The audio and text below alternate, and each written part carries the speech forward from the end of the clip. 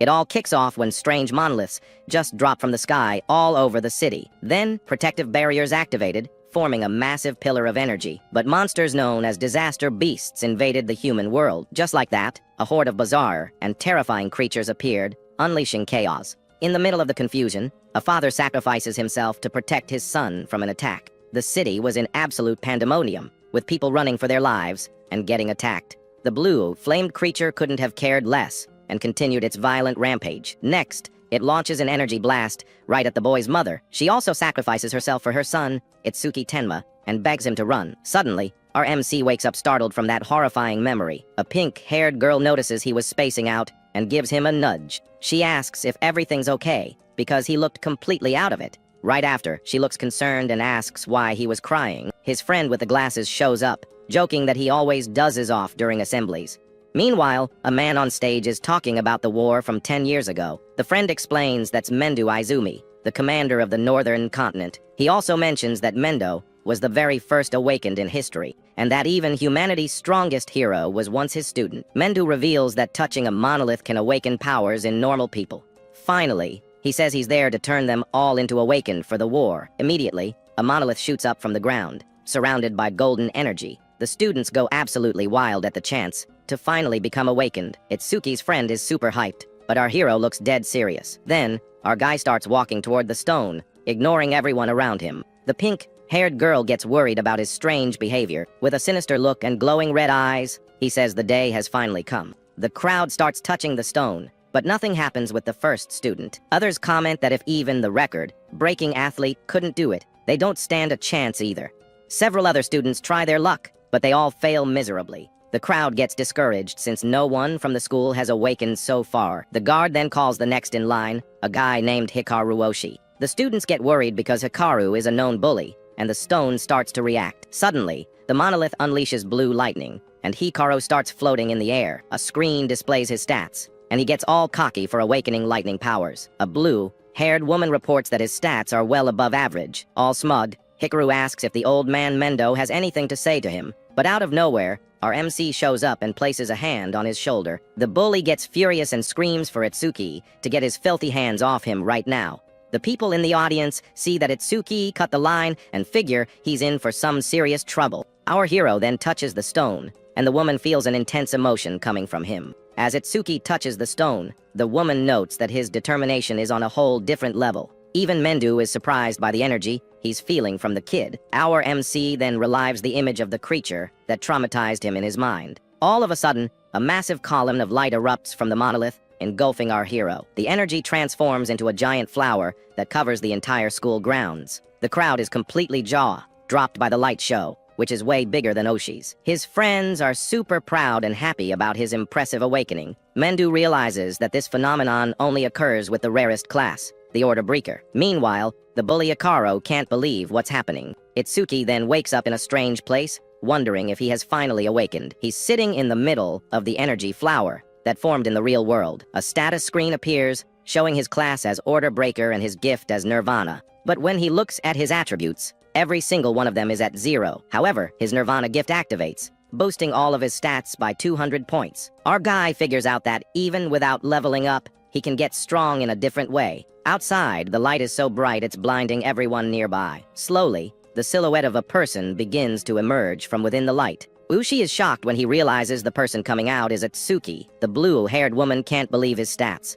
and Mendo says, without a doubt, our hero is the strongest rookie awakened in all of history. The screen displays our hero's stats with a total of 800 points. The school crowd goes wild, and the principal calls it a historic achievement. But the bully Ushi gets all salty and furious, because the guy stole his thunder. So he unleashes his electric rays on everyone and calls Itsuki a loser. Next, Ushi leaps and prepares his new move, the Silver Serpent, for an attack. Our hero's system detects the skill and activates over mimesis to analyze it. The analysis bar starts climbing super fast, while our guy stays completely calm. Suddenly, the lightning attack slams into the ground with full force, but doesn't hit anyone. Everyone's confused because they saw a flash, and then poof, Itsuki was just gone. Then, our MC appears behind Ushi, holding the bully's head. With a cold stare, he says Ushi is lucky to be human, otherwise, he'd be toast by now. The crowd just watches as the bully is paralyzed with fear while the analysis continues. With the analysis almost complete, Our guy just stands there, chilling. Finally, the analysis hits 100%,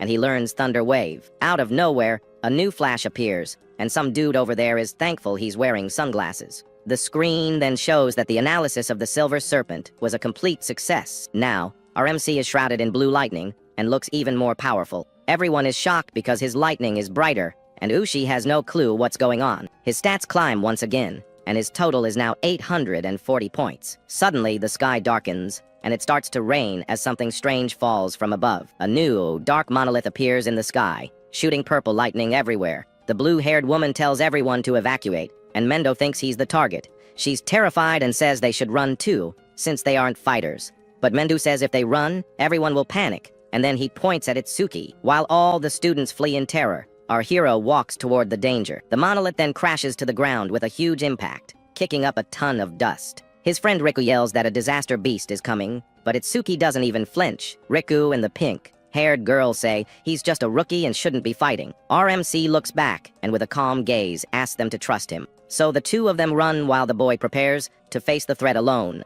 With a sinister smile, our hero is pumped for his first real fight. He reveals that this is the same creature that killed his parents, and this is his lucky day. A blue flame skeleton emerges, and the screen shows its stats at 295. Our guy is eager to test out the skill he just copied from the bully. Without wasting any time, he charges straight at the monster using his lightning. Itsuki gathers the energy in his fist and says he won't let anyone else die. Then he lands a lightning punch right in the skeleton's chest with all his might. The blow is so powerful it blows up everything around them and sends the monster flying. The blue-haired woman is shocked that Itsuki defeated the beast in a single hit. However, Mendo explains that his speed is great, but it's not enough to win. Mendo says the skeleton's second skill burns everything it touches with blue fire. Seeing his friend in danger, Riku and the pink-haired girl scream in desperation. Meanwhile, the bully Ushi laughs his head off, saying the kid's about to turn to ash. But our hero's system activates and begins analyzing the monster's fire attack. The blue-haired woman worries, because not even a level 10 awakened could take that. She mourns the death of the genius while Itsuki feels the searing pain of being burned. He then remembers his mother, who suffered the same way before she passed. However, Mendo watches everything calmly, knowing the kid has a trick up his sleeve. Our MC's body is consumed by the flames, but the analysis hits 100%. The guy in sunglasses loses hope, but the blue lotus flower appears again. Itsuki is healed inside the energy and wonders what skill he'll learn now. The screen shows he's gained the black ice wall, and his stats have increased. Then the blue lotus flower glows intensely around our hero. He floats inside it, completely recovered and stronger than before. His friends and the audience cheer, because the kid just pulled off a miracle.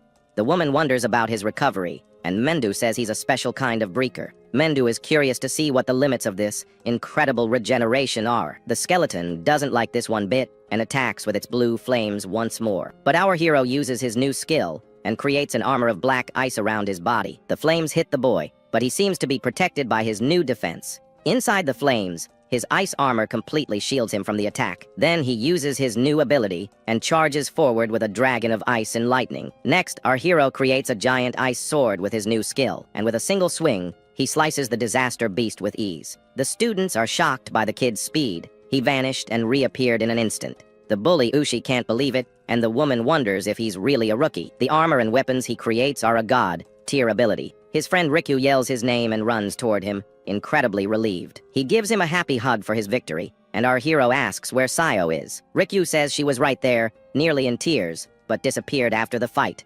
Our MC looks at the crowd and wonders if she got mad. Mendo then tells Choha to clean up the mess, because he's taking the kid with him. His friend tries to calm him down, saying she just went to touch the monument. Suddenly, Mendo appears and calls our hero by his full name. The commander and the strongest rookie in history stand face to face.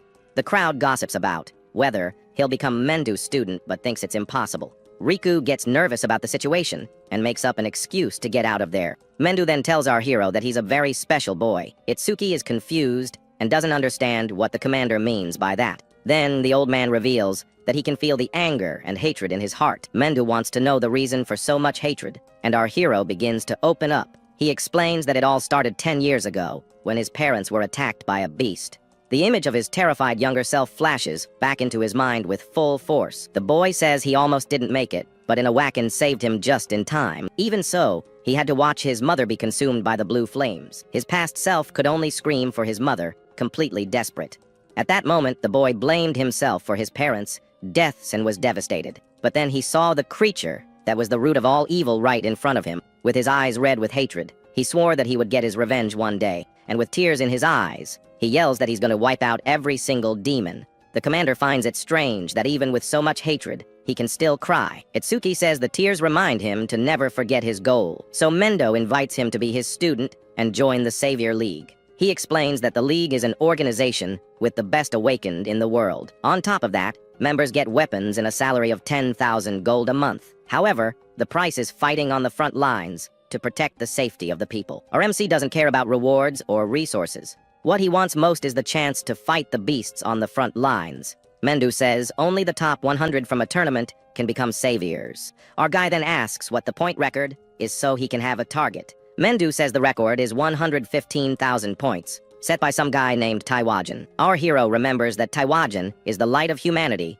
and the strongest awakened. The old man warns that Jin is special, but that our guy has the potential to reach his level. With a determined look, our hero says he's going to surpass this Taiwajan guy. The commander observes the boy with a very serious look. He thinks that the youth are following Itsuki, but that's not enough to win the war. The old man hopes that someone will surpass him, like a new sun rising on the horizon. Mendo then smiles, because the sun he had been waiting for has finally appeared. Our MC looks at a giant building and asks what it is. The commander explains that the monuments connect this world with the world of the beasts. So if they only kill the creatures and leave the stone, more of them will come. That's why the building serves to isolate the monuments and also as a training ground. Our guy asks if it's a training facility, and Mendu confirms it's a stage. But he warns that the beasts there are strong, which is why the place is called the Rookie Graveyard. The old man reveals that Jin's record was 3 minutes and 14 seconds. Then he challenges the boy to clear it in under 3 minutes to become his student. In the building, the crowd sees Mendo and wonders who the rookie next to him is. Our guy then wonders if this Taiwajan dude is really that famous. He looks at a panel and sees that the stage's beast level is 10. Meanwhile, the crowd comments that he's a rookie and must just be there to hit on girls. Our hero ignores everyone and goes to the receptionist to enter the stage. The woman asks how many people are entering, and he replies that it's just him. He just stands there in front of her, waiting to be let into the challenge. She gets irritated and thinks he's joking, since the place is extremely dangerous. The crowd around them starts laughing, thinking he's getting shot down by the girl. Itsuki then says she's got it all wrong, as he has no interest in her. She doesn't believe him and offers her number, just to get him to leave and stop pretending. With a dark look, he tells her not to make him repeat himself and to just let him in. Startled, she hands over the bracelet, and he complains that she should have just done that in the first place. People call him an idiot for being level 0 and trying a level 10 stage. One of the guys there says that even with a special gift,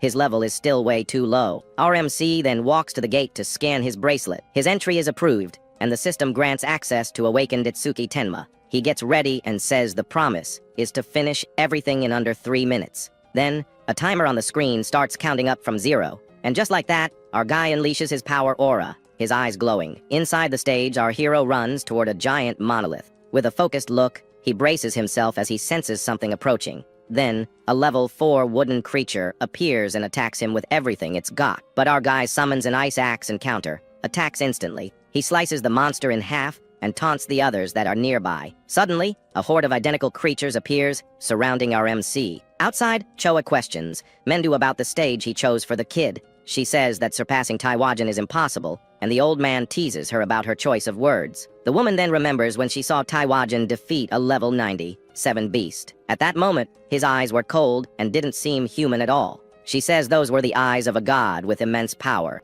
Mendu agrees that the boy has potential, but is still a diamond in the rough, because if Taiwajan is a god, our hero is a demon driven by hatred. Meanwhile, Itsuki defeats the creature and notes that it was way too weak. Suddenly, a much larger, shadowy creature emerges from the shadows behind him. Our MC doesn't waste any time and attacks the new monster with his ice. He defeats the beast easily and wonders if that was all there was to the challenge. However, the system activates and detects a regeneration skill on the monster. The analysis of the ability begins, and our hero senses something is off. The monster regenerates and attacks with several vines aimed at the boy. The screen shows that the monster is now level 10, and our hero sees this won't be easy, so he uses his black ice wall to defend himself from the vine attack. The boy figures he needs to deal a massive amount of damage to stop the regeneration, so he dodges and cuts several vines with his ice blades. Next, our hero lands a powerful vertical strike right on top of the creature. The creature is split in half by the attack, but still isn't defeated. With a wicked smile, he says he's going to dice the monster up so it can't heal anymore. Then our MC uses his ice weapon to separate the two halves. With that, the monster explodes into countless pieces, and dust flies up everywhere. He's getting tired, as using the ice for so long is draining his mana. But suddenly, the creature begins to regenerate again from the pieces. The monster attacks him, and even after all that, it's still not gone for good. However, our hero notices that with each defense, the analysis percentage increases. He comes up with a plan to use his lightning and keep his distance until the analysis is complete. The analysis is at 75%, but his time is almost up, so he decides to use both lightning and ice together to speed up the process. Our guy knows that if his mana runs out before the analysis is done, it's game over for him. Even while taking hits, he stays focused as the analysis reaches 80%. He thinks that if he goes down here, it just means he wasn't strong enough. With his eyes glowing red, he prepares to unleash his most powerful attack. With one last effort, he attacks the monster but ends up getting pierced. Our guy is exhausted and has no strength left to continue fighting. His mana is depleted, but the system's analysis reaches 99%. However, he notices that Mimesis doesn't require mana and declares that victory is his. Then the analysis completes, and he learns the skill Lotus Explosion. The new ability deals area of effect damage and scales with mana consumption. Plus, it heals his wounds and increases his stats by 20 points. Our hero then prepares to activate his new and powerful ability. He brings his hands together and unleashes the full power of the Lotus Explosion. A huge fiery explosion completely consumes the creature. The monster is disintegrated, leaving nothing but dust and ashes. Our MC thinks the new skill is pretty strong and is satisfied with the result. He notices that Mimesis also restored his mana and cleared the entire area. Through the smoke, our guy sees a glowing green crystal on the ground. Outside, the receptionist is freaking out because time is running out. Choa also thinks it's impossible for him to win in under 3 minutes. But suddenly, the challenge screen turns green and shows a new record. Her jaw drops, and she can't believe what she's seeing. The screen then shows that he completed the challenge in 2 minutes and 14 seconds. Our hero stumbles out of the portal and collapses on the floor, exhausted after breaking the record. The crowd is stunned that he survived and was a whole minute faster than Taiwajan. Our hero then turns to Mendu and asks if he'll be his instructor now. With a smile on his face, all bruised up, he finally calls him Professor. The old man says it was well done, and Choa notes that her father hasn't been this happy in a long time. The crowd now understands how he broke the record, but still doubts his potential. The receptionist comes over with a gift and apologizes for being so rude to him. He accepts the box and says he gets it, since a level 0 rookie did seem pretty reckless. Our guy thanks her for her concern, and the woman gets all flustered by the compliment. Suddenly, Choha announces she's heading out with the commander. She scolds him for getting cocky, just because he became a student, and Mendu suggests raising the difficulty. The commander says he can now challenge an advanced stage, and the boy is intrigued. As they walk, the old man explains that level isn't the most important thing with beasts.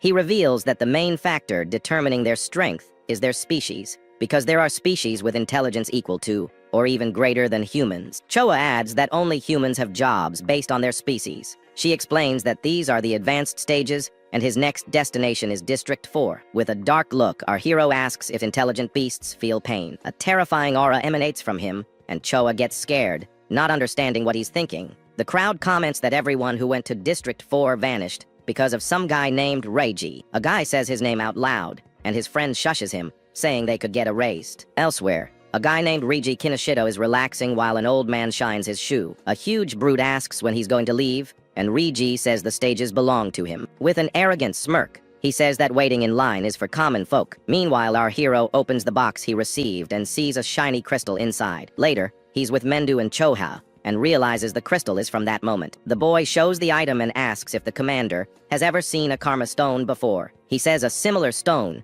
but a different color, dropped after he beat the beast. Our MC then takes out the green crystal to compare it with the other one.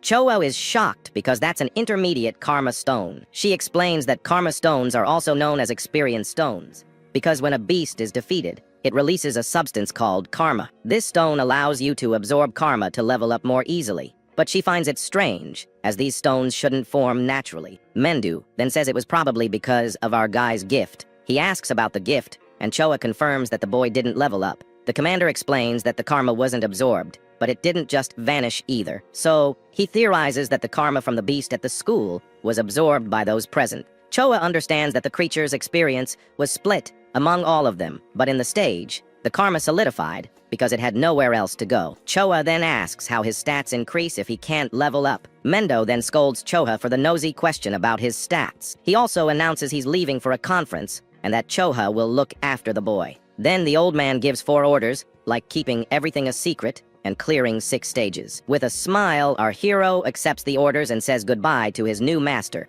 In District 4, some guys in suits are blocking other awakened from entering. 2 guys are furious and say they're not going anywhere just because he's rich. One of them threatens to report everything to the guild, but a hulking brute emerges from the shadows. Suddenly, the big guy attacks one of the young men with a super fast punch. He continues the assault with a barrage of blows, giving the poor guy no chance to fight back. The brute finishes the attack with a powerful strike that sends the young man flying. His friend is shocked because his earth spike skill didn't even scratch him. The big guy uses an ability that makes his skin hard as metal and charges forward. The young man panics because his technique can pierce anything, but it didn't work. Without mercy, the brute grabs the young man by the neck and lifts him into the air. Then he slams him to the ground with force, leaving him out of commission. The crowd recognizes him as Takuruoga, one of Reiji Kinisheta's 4 pillars. He then threatens anyone who tries to enter the stage without permission, and says that anyone who resists will meet the same fate as the 2 on the ground. His buddies in suits ask him not to go overboard with the students, but Takeru just grunts and drops the young man on the ground in disgust. Suddenly,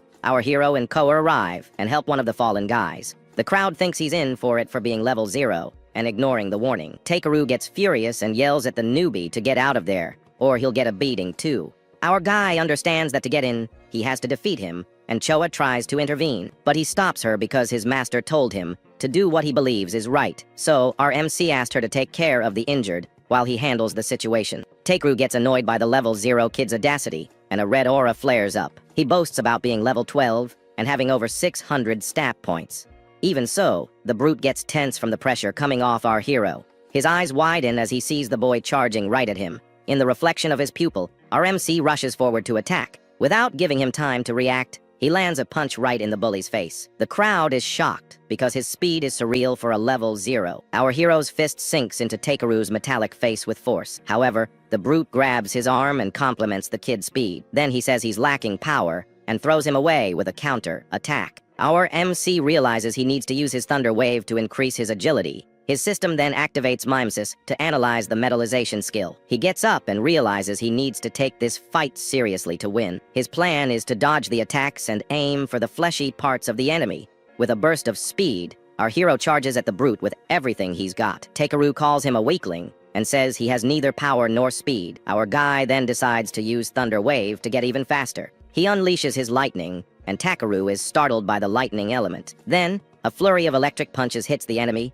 and the analysis bar shoots up. The crowd doesn't understand how he's using skills from another class and is amazed by his speed. Takeru gets desperate as he can't defend himself and fears he's going to lose the fight. He yells for help from his goons, but they don't do anything. With no other choice, the brute decides to use his most powerful technique. With a roar of fury, he unleashes all his energy to transform. His entire body turns to metal, and he thanks our hero for forcing him to evolve. He brags that his defense is now over 500 points, and he's even stronger. With a wicked look, he promises a quick and painless match as a thank you. The crowd loses hope, thinking this defense is impenetrable. But our MC theorizes that the transformation drains a lot of mana. Takeru is shocked by the level 0 newbie's sharp intuition. The analysis hits 100%, and the boy says he'll end this in an instant. Suddenly, the blue lotus flower appears, and Choa knows he's gotten stronger. People wonder how he's going to win with a skill that doesn't seem like an attack. He learns Piercing Orb, which ignores defense but is very slow. With a determined look, our hero says he's going to crush the brute's defense. His stats increase,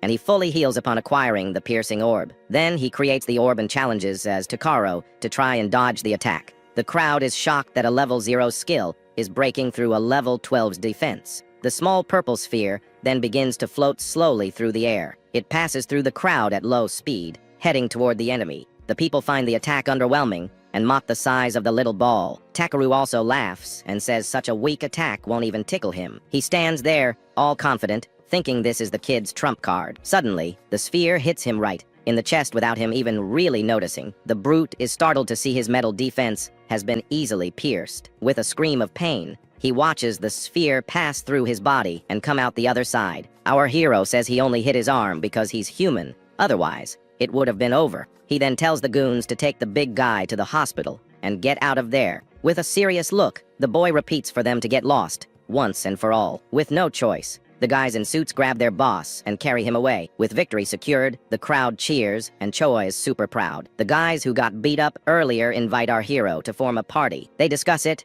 as the beasts in there have a defense as high as Takaru's. Our guy understands that the stage is perfect for making his new skill faster. The guys are confused and ask which option he's going to choose. With a serious look, our hero says he'd rather go into the stage alone. They think he's getting cocky, just because he beat Tikaru's brute. Disappointed, the guy says he'll look for another group since he's not good enough. Choa worries about his mana, but our MC tells her not to worry. She gets all embarrassed and says she only asked so she wouldn't get an earful from her dad. Before leaving, Choa warns that the stone beasts travel in large groups. Our guy then enters the stage, and his entry is approved by the system. He's surprised because the number of monsters is much larger than he expected. Inside the stage, a horde of stone golems awaits him for battle. The screen shows the statues are level 9 and convert all their mana into defense. Our hero then prepares his piercing orb to test the skill's passive. He activates the ability, and a purple energy sphere appears in his hand. The sphere moves forward and hits one of the stone golems right in front of him.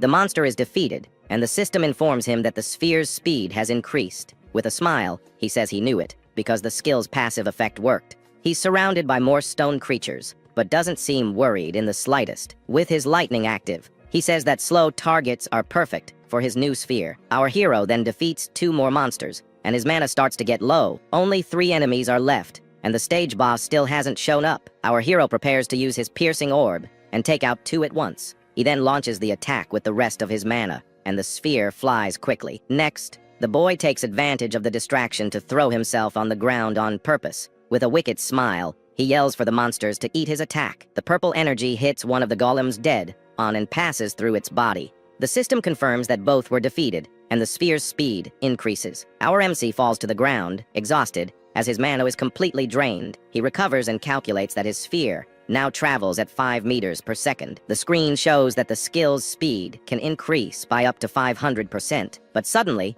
the ground trembles, and a giant foot stomps the earth in front of him. The impact kicks up a cloud of dust, and the boy is instantly on alert. Then the stage boss emerges and activates its gigantification skill. Its stats are level 15 with a total of 777 points. Our hero is shocked by its size, and uses his lightning to increase his agility. He runs up the giant's body and wonders if his sphere can pierce it. With a plan in mind, he decides he's going to aim for the monster's head. Then our guy leaps toward the golem's face and finds an opening, but he realizes the sphere is too small and might not do much damage. The giant then turns its head and prepares to attack our hero in mid-air. With no way to dodge, the boy sees that the situation has gotten pretty ugly for him. At the last second, our hero uses his black wall to defend against the attack. The impact throws him to the ground with full force, and he feels the giant's strength. Even while taking a beating, he realizes the monster is tougher than he expected. His system activates and begins analyzing the enemy's gigantification skill. Elsewhere, a henchman answers his phone and is shocked by the news. Rigi Kinoshita gets annoyed by the noise and tells the guy to be quiet. The henchman apologizes, and Rigi asks what all the fuss is about. He then reports that someone defeated Takeru and forced their way into the stage. Rigi is furious because his lackey is always bragging about his impenetrable defense. His henchman says no one above level 30 would have time to go there. He also thinks it's impossible for a level 10 rookie to defeat the brute. But Reiji cuts him off and says they're going there to handle the situation. With a furious look, he tells the henchman to get a move on and not to make him repeat himself. The guy obeys instantly, and Reiji gets ready to go and teach them a lesson. He puts on his coat and swears he'll make the intruders regret messing with him. Back to the fight, the analysis reaches 100%, and the boy is relieved. The blue lotus flower appears on the giant's head and shines brightly. The analysis of gigantification finishes, but he doesn't gain a new skill. Instead, his piercing orb levels up and gains new effects. Now he can increase the sphere's size, and the speed buff has been doubled. With a smile, our hero says it's time to test out his new ability. His stats increase by another 20 points, and he fully heals again. He then uses all his mana to create the strongest piercing orb he can manage. The sphere's energy comes crashing down and hits the giant right in the middle of its head. The attack is so powerful it goes through the entire monster and opens a hole in the ground. With his mana at 0, he jokes, wondering if he went a little overboard.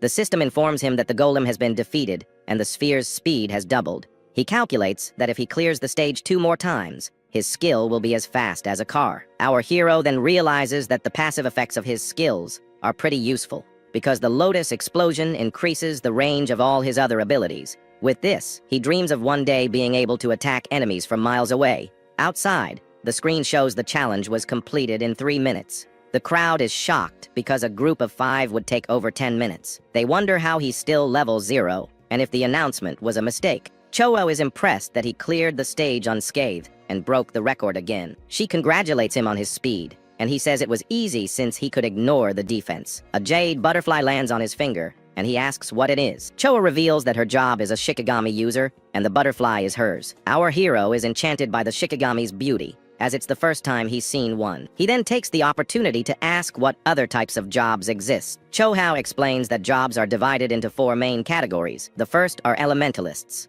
who manipulate one of the 7 elements of nature. The bully from school was one of them, with the power of the lightning element. And Takaru, whom he just defeated, was a metal-type elementalist. The second type are Shikigami users, who summon creatures to fight for them. Choa says her Shikigami has been with her since she was born as an awakened. She then asks if he has any questions about the first 2 classes. Our hero notices that her Shikigami is level 15, and she's only level 6. Choa gets embarrassed by the comment and wonders if he has no sense of subtlety. She explains that Shikimas also absorb experience and level up. With a dark look, he concludes that it's easier to target the human in a fight. Choha gets scared by the negative aura coming from him and wonders what's wrong. Our guy then asks her to continue, since she's only introduced 2 classes. The third class is the most mysterious, as there's very little information about it. Choa reveals that this is our hero's class, the Order Breaker. And the reason for the mystery is that each one of them has completely different abilities. There are breakers who can control their body size and even create infinite clones. On top of that, the skills of this class are Z rank, above the S rank of the others. Because of these exclusive skills, if an enemy discovers the ability, the weapon is lost. Choa then says that he is in irregular existence,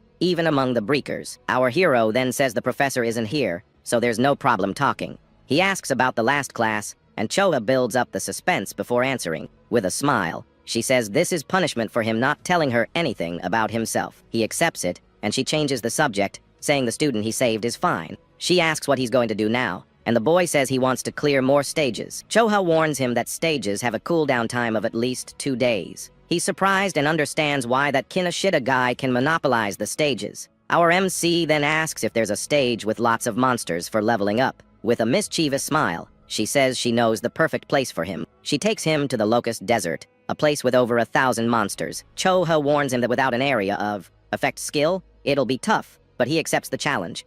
He remembers that he hasn't used Lotus Explosion in front of her yet. Despite the warning, she's surprised by his confidence and lets him go. The people there think he's got a death wish and decide to leave. A while later, Raiji arrives at the location but doesn't find anyone there. His henchman says the target has already left and cleared the stage in 30 minutes. Raiji is furious because he feels like an idiot for being tricked. He then orders his henchman to call the hunting dog to track the mana. Filled with immense hatred, he vows to capture him alive to make him suffer. In an alley, the young man who got beat up before is hiding and regrets accepting the mission. The young man hides in the alley, thinking he managed to escape and is safe. But suddenly, a giant wolf with red eyes appears and attacks him. The creature bites down hard and lifts him into the air, with no chance to defend himself. The hunting dog appears and says, "It looks like the young man has something to say." The poor guy wonders how he was found, and the hunter answers with a smile. He says his wolf, named Death, has a great sense of smell for finding its prey. The hunting dog introduces himself as Charles, and reveals that his wolf can sense death. The young man begs for his life and cries desperately, asking not to be killed. But Charles says he can't, because Kinoshita would be mad at him. With a sinister look, he says that Death hasn't eaten human flesh in a long time. Then he tells his wolf to enjoy the meal, and the beast lunges at him. After it's all over, Charles congratulates his wolf for finally leveling up. The screen shows his Shikigami is now level 16 with new abilities.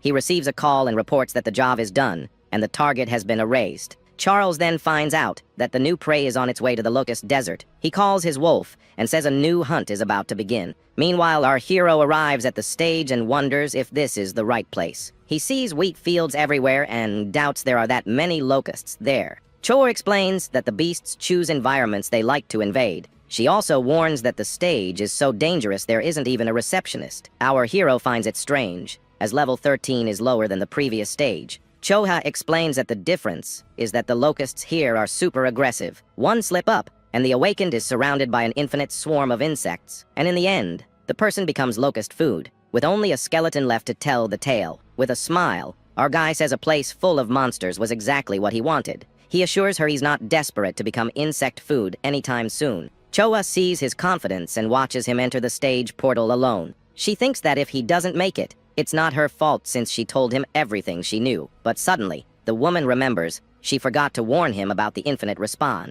Desperate, she decides to enter the stage to warn him before it's too late. However, when she turns around, the hunting dog and his wolf appear in front of her. With a sinister smile, Charles says he's looking for someone there. Inside the stage, our hero complains about the mess and gets ready to fight. He calls out to the pests and says, "It's time to start the extermination." A scarecrow in the middle of the field attracts a swarm of giant locusts. The screen shows they are level 1 and 2 but meet the requirements. RMC sees the absurd number of insects flying in his direction, but for him, this is perfect, as it will make his job much easier. So he creates a fire lotus and prepares to use his area of effect skill. With his ice armor on, he waits for the insects to get close before attacking. With a shout, our hero activates his lotus explosion and unleashes the energy. A massive explosion sweeps across the field, defeating hundreds of locusts at once. He just stands there as the insects turn to dust, and the system confirms the kills. His skill now has a range of 10.5 meters, and has already accumulated 110%. He calculates that if he defeats 100 per shot, he can increase his range by 1,000%. With his man almost full, he laments the cooldown time of the previous stage. Suddenly, he realizes the challenge success notification hasn't appeared. His system activates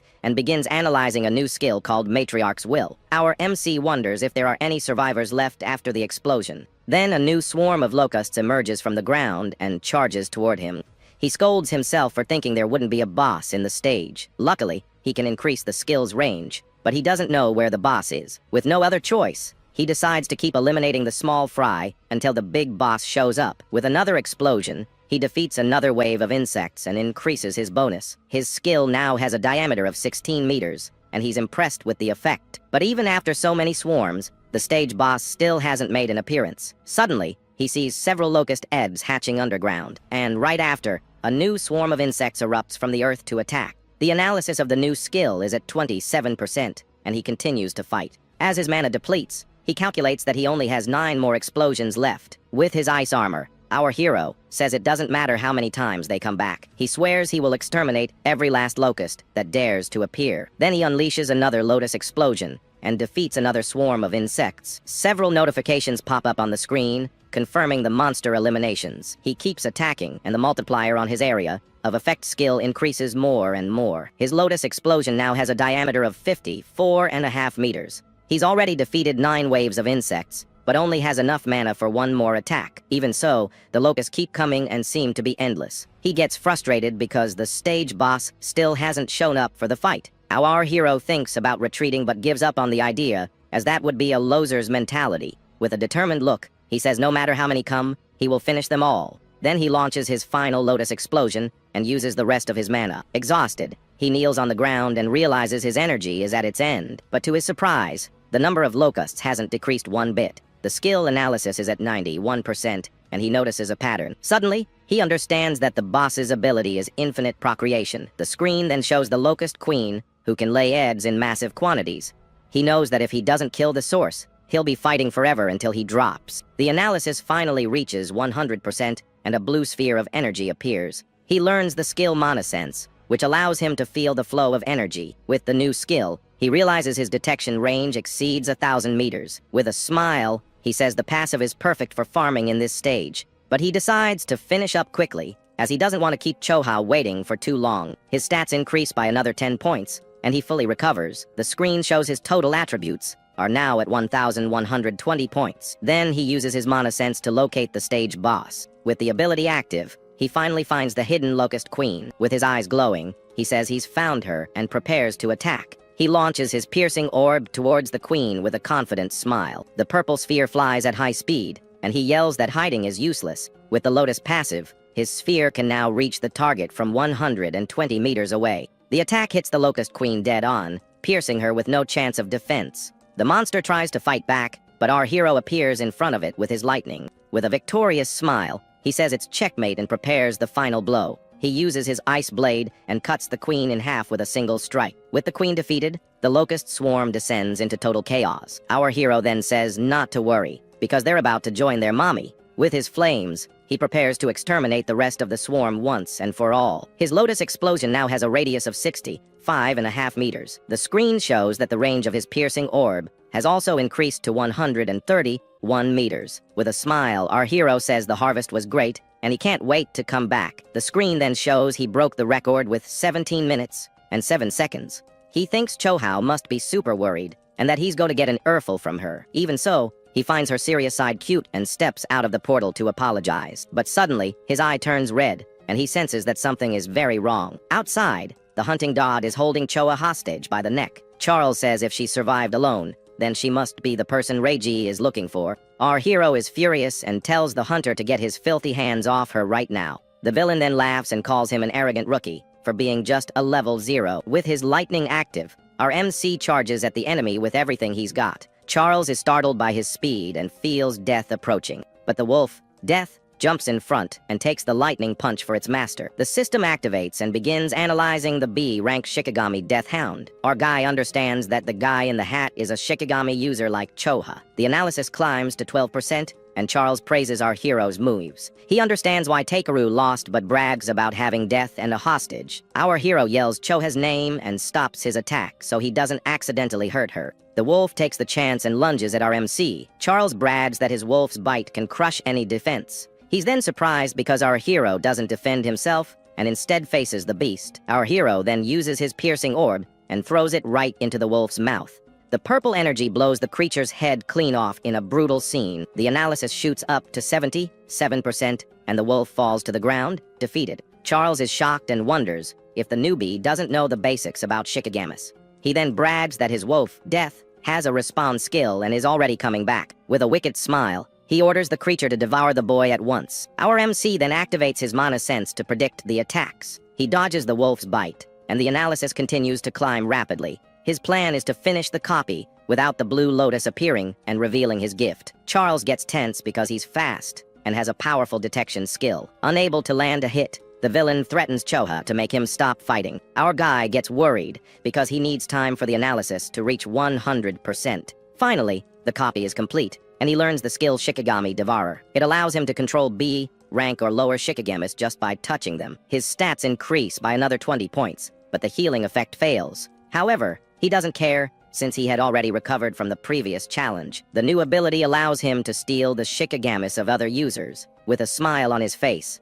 he gets ready to take the enemy's dog. With a blue aura, he dashes forward and places his hand on the wolf Death's head. Then he kicks it away, and the Shikigami begins to glow intensely. Charles gets mad at his useless wolf and complains about all the XP he spent on it. Then he threatens Choa again and says he'll break her neck if he resists. But the injured girl tells our hero not to worry about her. So our guy raises his hands in surrender and yells for him not to touch her. With a mocking smile, Charles says she wouldn't have gotten hurt if he had just obeyed. Our MC then asks why he's the target, as he doesn't remember having any beef. The hunter reveals he was sent by Reiji Kinoshita to capture him without permission. Our hero understands he needs to have a little chat with this Reiji guy. Charles then threatens him and tells his wolf to rip the boy's legs off without mercy. Without a second thought, the villain orders his dog Death to attack with all its might. He yells for the wolf to prove it's worthy of being his Shikigami once and for all. However, the dog Death now bears the lotus mark and bites its former master hard. With his speed, our hero seizes the chance and rescues Chova, carrying her in his arms. Charles screams in pain and doesn't understand why his own Shikigami attacked him. Our MC then calls the wolf a good boy, and it stands by his side. Holding the girl, he swears he'll make the villain pay 100 times over for her pain. Terrified, Charles begs and says he was just following orders and even offers to help. With his eyes red with hatred, our hero says that's a great offer, but he points out that the hunter's guard is completely down right now. Then a giant pillar of ice erupts from the ground and hits the villain with full force. With a cold look, our hero says he had his chance, and now it's over. But he warns that taking down Reiji is a job for him alone, not for his new wolf. Terrified, Charles cries and begs for one more chance, saying his hand slipped. Ignoring the crying, the dog death lunges forward with its red eyes full of pure fury. The hunter panics and tries to remind the wolf that he was its former master. Without hesitation, the creature opens its mouth and prepares to devour its old owner. While the wolf takes care of business, our hero asks someone if the show was good. He then questions how long the person is going to stay hidden over there. And on a bridge a short distance away, a mysterious figure was watching everything from the sidelines. Suddenly, a mysterious guy shows up and says he's finally found them. Our hero holds Choa close and asks if he's friends with the guy the wolf had for lunch. The guy panics, insisting he's not an enemy and just wants him to listen. Itsuki couldn't care less and tells his wolf, Grim, to follow him after it finishes its meal. Iberi is shocked that even a rabid dog obeys him and sees a chance for help. So, he introduces himself as Iberia and recognizes him as the guy who beat Takeru. He then offers help with creation stones and even weapons. But our boy just ignores him and keeps walking with the injured girl in his arms. Iberia is confused, thinking anyone would jump at a reward like that. He then remembers his old man saying that rewards need to be useful, like medicine for the wounded or a blade for someone seeking revenge. Suddenly, it clicks, and with a smile, he finally knows what to do. He runs up, warning that if our boy keeps walking so slowly, the girl isn't going to make it. Iberia reveals that, luckily, he has a healing item and can save her right now. Our protagonist stops and stares at him, surprised, asking if it's for real. He assures him the healing isn't instant, but will definitely save her life. Itsuki then lays her on the ground, and the guy starts wrapping her wound with the item. Our hero asks if that thing is an artifact, and Iberia realizes he's a total newbie. He explains that modern weapons are useless junk against the disaster beasts. That's why artisans create artifacts, which are divided into 4 categories. Common artifacts are like basic weapons, but they can hurt beasts and the awakened. Rare and epic ones boost your stats and can even have special effects. And finally, there are unique artifacts, which are the pinnacle, with incredibly powerful abilities. Iberia explains that artisans are rare, so they're highly respected by everyone. Our hero deduces that his father must be an artisan, but Iberia starts bragging. Apparently, his old man made 3 of the 10 unique artifacts that exist across the 5 continents. Because of that, his dad is known as the King Artisan of the North. But Iberia gets annoyed because our boy doesn't seem to care about the story at all. Our protagonist was actually analyzing the crossbow the hound left behind. With the weapon in hand, he thinks about how he can use it to save his mana. Iberia then says the weapon is a rare artifact, and that it generates its own ammo. Suddenly, the crossbow vanishes, and he explains that artifacts can be stored in subspace. Our hero thanks him for the healing, and says he now needs to find Raji Kinoshita. The guy is startled, since going against Reiji in District 4 is a seriously gutsy move. He then reveals they both have the same target, and our boy asks why. Iberia invites him to team up for the Saviors Tournament. Itsuki wonders what the tournament has to do with this Reiji guy. Turns out, the qualifiers will be held in District 4, which is Reiji's territory, and as the boss's son, he wants to qualify so he doesn't embarrass his family. That's why he's monopolizing the stages, and our hero asks why he should team up with him. With a serious look, Iberia begins to explain why he's in such a hurry. He says that ever since he was a kid, he watched his father forge incredible artifacts. Because of that, his dream was to become an awakened and fight with his dad's creations. And when he awakened a month ago, he asked for an artifact, but his father said no. After a ton of begging, his old man gave him a condition past the qualifiers. With a determined look, he shouts that he's going to pass the tournament no matter what. Our hero then says that with such a famous dad, he shouldn't need a level 0, but his old man forbade him from using his name to get help from powerful people. On top of that, Reiji has already bought out almost all the good participants for his team. So, he heard about the newbie who beat Takaru and tracked him down to here. Our protagonist agrees to the partnership, but says he needs to get Choa to a hospital. Iberia gets super excited and starts thinking of a name for their new duo. Our hero thinks he's a real pain in the neck, since he talks even more than his friend Riku. Meanwhile, Riku and Sayo are training somewhere else. The guy sneezes and figures someone must be talking about him right then. Sayo then asks how long it's been since the attack, and if he's doing okay. Her friend teases her for being so worried about our hero and not visiting him. With a red face, Sayo gets mad and attacks Riku with her water ability. He accuses her of a low blow, but the girl says it was his own fault for letting his guard down. Suddenly, their master appears and tells them to stop messing around because The tournament is approaching. Sayo is excited to fight other Awakened, and Riku wants to check out District 4. Elsewhere, a henchman opens a briefcase filled with creation stones. Raiji Kinoshita picks one up and finds it odd that the hound is late. Angrily, he uses the stone to gain XP and calls it useless junk. Then he tells them to forget about the hound, because the qualifiers are the priority. His goon reports that they've already recruited 887 participants. With a satisfied smile,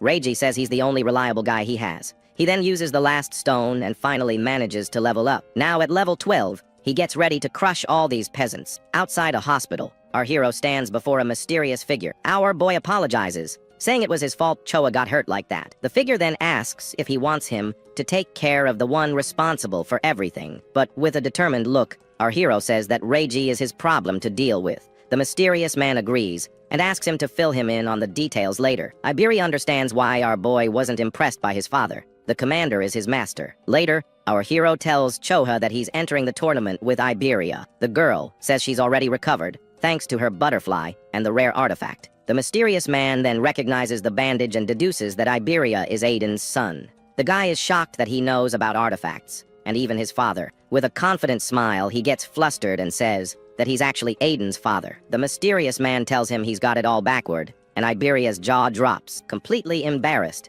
He corrects himself and says that Aiden is, in fact, his father. The man thanks him for saving his daughter and says he'll visit him later. He then tells the two of them to get ready because he and Choha are going to watch the tournament. Excited, the boys say their goodbyes and promise they'll pass the qualifiers. Choa then comments that her father really seems to like our hero. Mendo reveals that because of his trauma, the boy has a strong self-destructive streak. But that impulse gets weaker when he has someone nearby to protect. That's why the commander placed his own daughter by our protagonist's side. Her mission is to become the person he wants to protect, and also his weakness. He then reveals that the attack at the school wasn't an accident, but was planned. The future of humanity is bleak, as the number of traitors is on the rise. However, he believes that our hero will definitely brighten that future, and that one day, he will become the true beacon of hope for everyone. The next day, the Saviors tournament finally kicks off in District 4. The crowd is blown away by the number of people, as the turnout suddenly doubled. Raiji is furious because Old Man Mendo's visit ruined all his plans. Riku and Sayo see Reiji's allies wearing red armbands and wonder if it's a new trend. A man named Soryu Fujiwara then takes the stage and starts explaining the rules. The arena is split into two areas,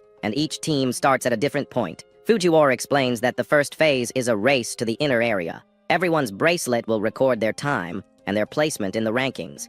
Riku thinks the rule is pretty brutal, since thousands of people are going to be eliminated. Iberia then points to a big screen, and the announcer says they can bring two tools. Meanwhile, Raiji Kinoshita orders his goons to sabotage anyone who gets in front of him. Iberia comes up with a plan to get into the inner area and catch Reiji by surprise. But suddenly, the guy's jaw drops, because our hero didn't hear a word. Our protagonist simply walked up to Reiji's group and stared them down. Without a care in the world, the announcer finally declares the start of the first stage. Fujiwara is happy to see so many young people, but he knows quantity isn't quality. A guy named Sho Highton says that back in the day, there were people over level 15. But actually in his year it was just him, and the famous Jin Taiwa who participated. Shu finds it all a bore without a rookie like Taiwa, and Fujiwara says geniuses are rare. Then he asks about Mendo's new student who defeated a skeleton. The commander, who was there in disguise, confirms that the rumor is true. Shu gets super excited to meet the new prodigy and asks where he is. Fujiwara then starts searching for the kid on his tablet to find out. He dismisses Riku because his metal gift is mediocre, and he's only level 10. Sayo isn't the one either, since she's a support elementalist. So he figures the student must be some girl named Hana Hanyu with an abnormal level of 16. Fujiwara finds it strange that Hana has the highest level, but Mendu doesn't seem to care. Shu then asks if any level zeros are participating, and he confirms that there is one. Meanwhile, Reiji and his goons are mocking our hero for being a level 0. With a cold gaze, our protagonist summons his crossbow and stares everyone down. Reiji then recognizes him and asks with a smirk who the heck he is. Our hero then says that the villain has been looking all over for him. Reiji can't believe that a piece of level 0 trash defeated his henchman, Takaro. So he orders his lackeys to grab the kid and make him regret it. Without wasting a second, Reiji unleashes his lightning and says he doesn't have time to waste. On the other side, Shohiten sees the group and realizes the fight is going to be a blowout. He tells the goons to surrender, saying they might spare their lives. Iberia gets tense, because even if he takes one down, it's impossible to beat the rest. With no other choice, He decides to use his secret trump card to help with the fight. One of Reiji's goons approaches and mocks our hero for being a level 0. With a cold look, our protagonist simply tells the guy to get out of his way. The goon is shocked by the kid's audacity and starts laughing his head off. But Shu likes his personality and says he'll save him if he's about to kick the bucket. The goon then charges forward, saying he's going to crack his head open to see what's inside. Our hero just smirks and braces for the enemy's imminent attack. Then he lands a solid punch right in the goon's face, sending him flying. With a cold glare, our hero repeats himself, "Get out of his way." Shu is stunned. He just defeated an enemy 7 levels stronger with a single blow.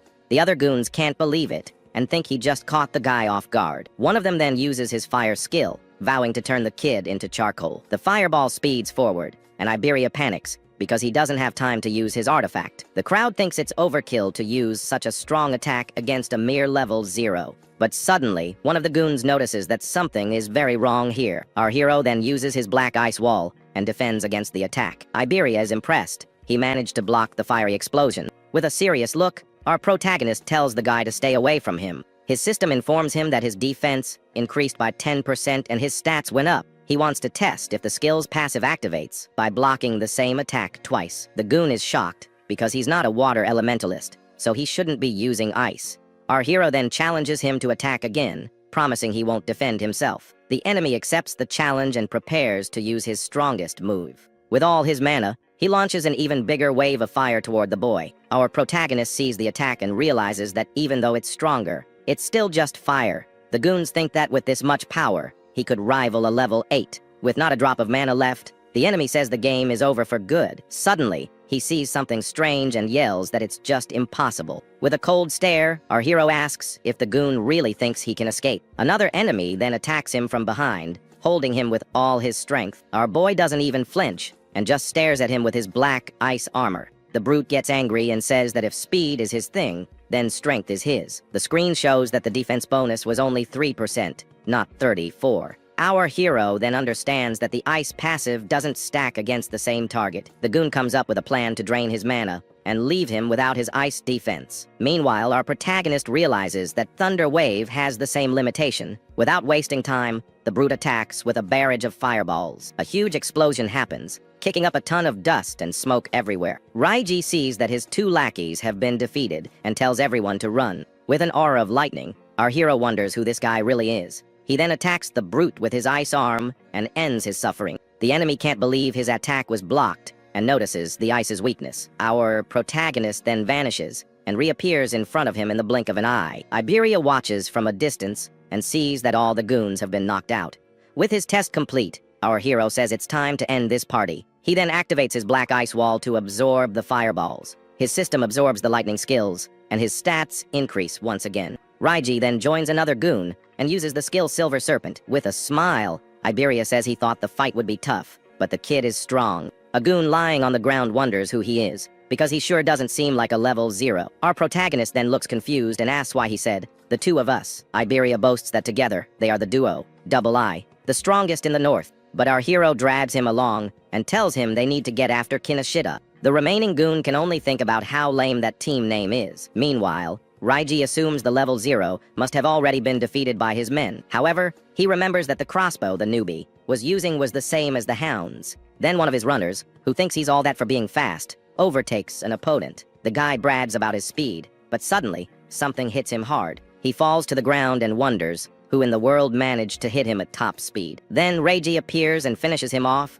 with a lightning attack without any mercy. The villain says that's what happens when someone runs ahead of him. He then tells his goons to regroup for the second stage. From the VIP box, a woman with glasses wonders about the arrogance of Genkai's son. Mendu says he can't do anything, as it's not against the tournament rules. Reiji takes advantage of this, using his allies to clear the path and save his stamina. With their help, he can easily pass to the second phase. Arriving at the inner area, he boasts about how surprisingly easy it all was. But suddenly, a blue bolt of lightning flashes, and someone screams his name with fury. Reiji jumps at the voice that shouted his name in the middle of the arena. He then asks who dared to call him, and his lackeys point to the newbie. The crowd parts, and our hero and Iberia walk toward them. The goons confirm that it's the same kid they fought before. Reiji can't believe they beat his men, and thinks they must have been bribed. With a look of contempt, he asks how far this level 0 trash is going to follow him.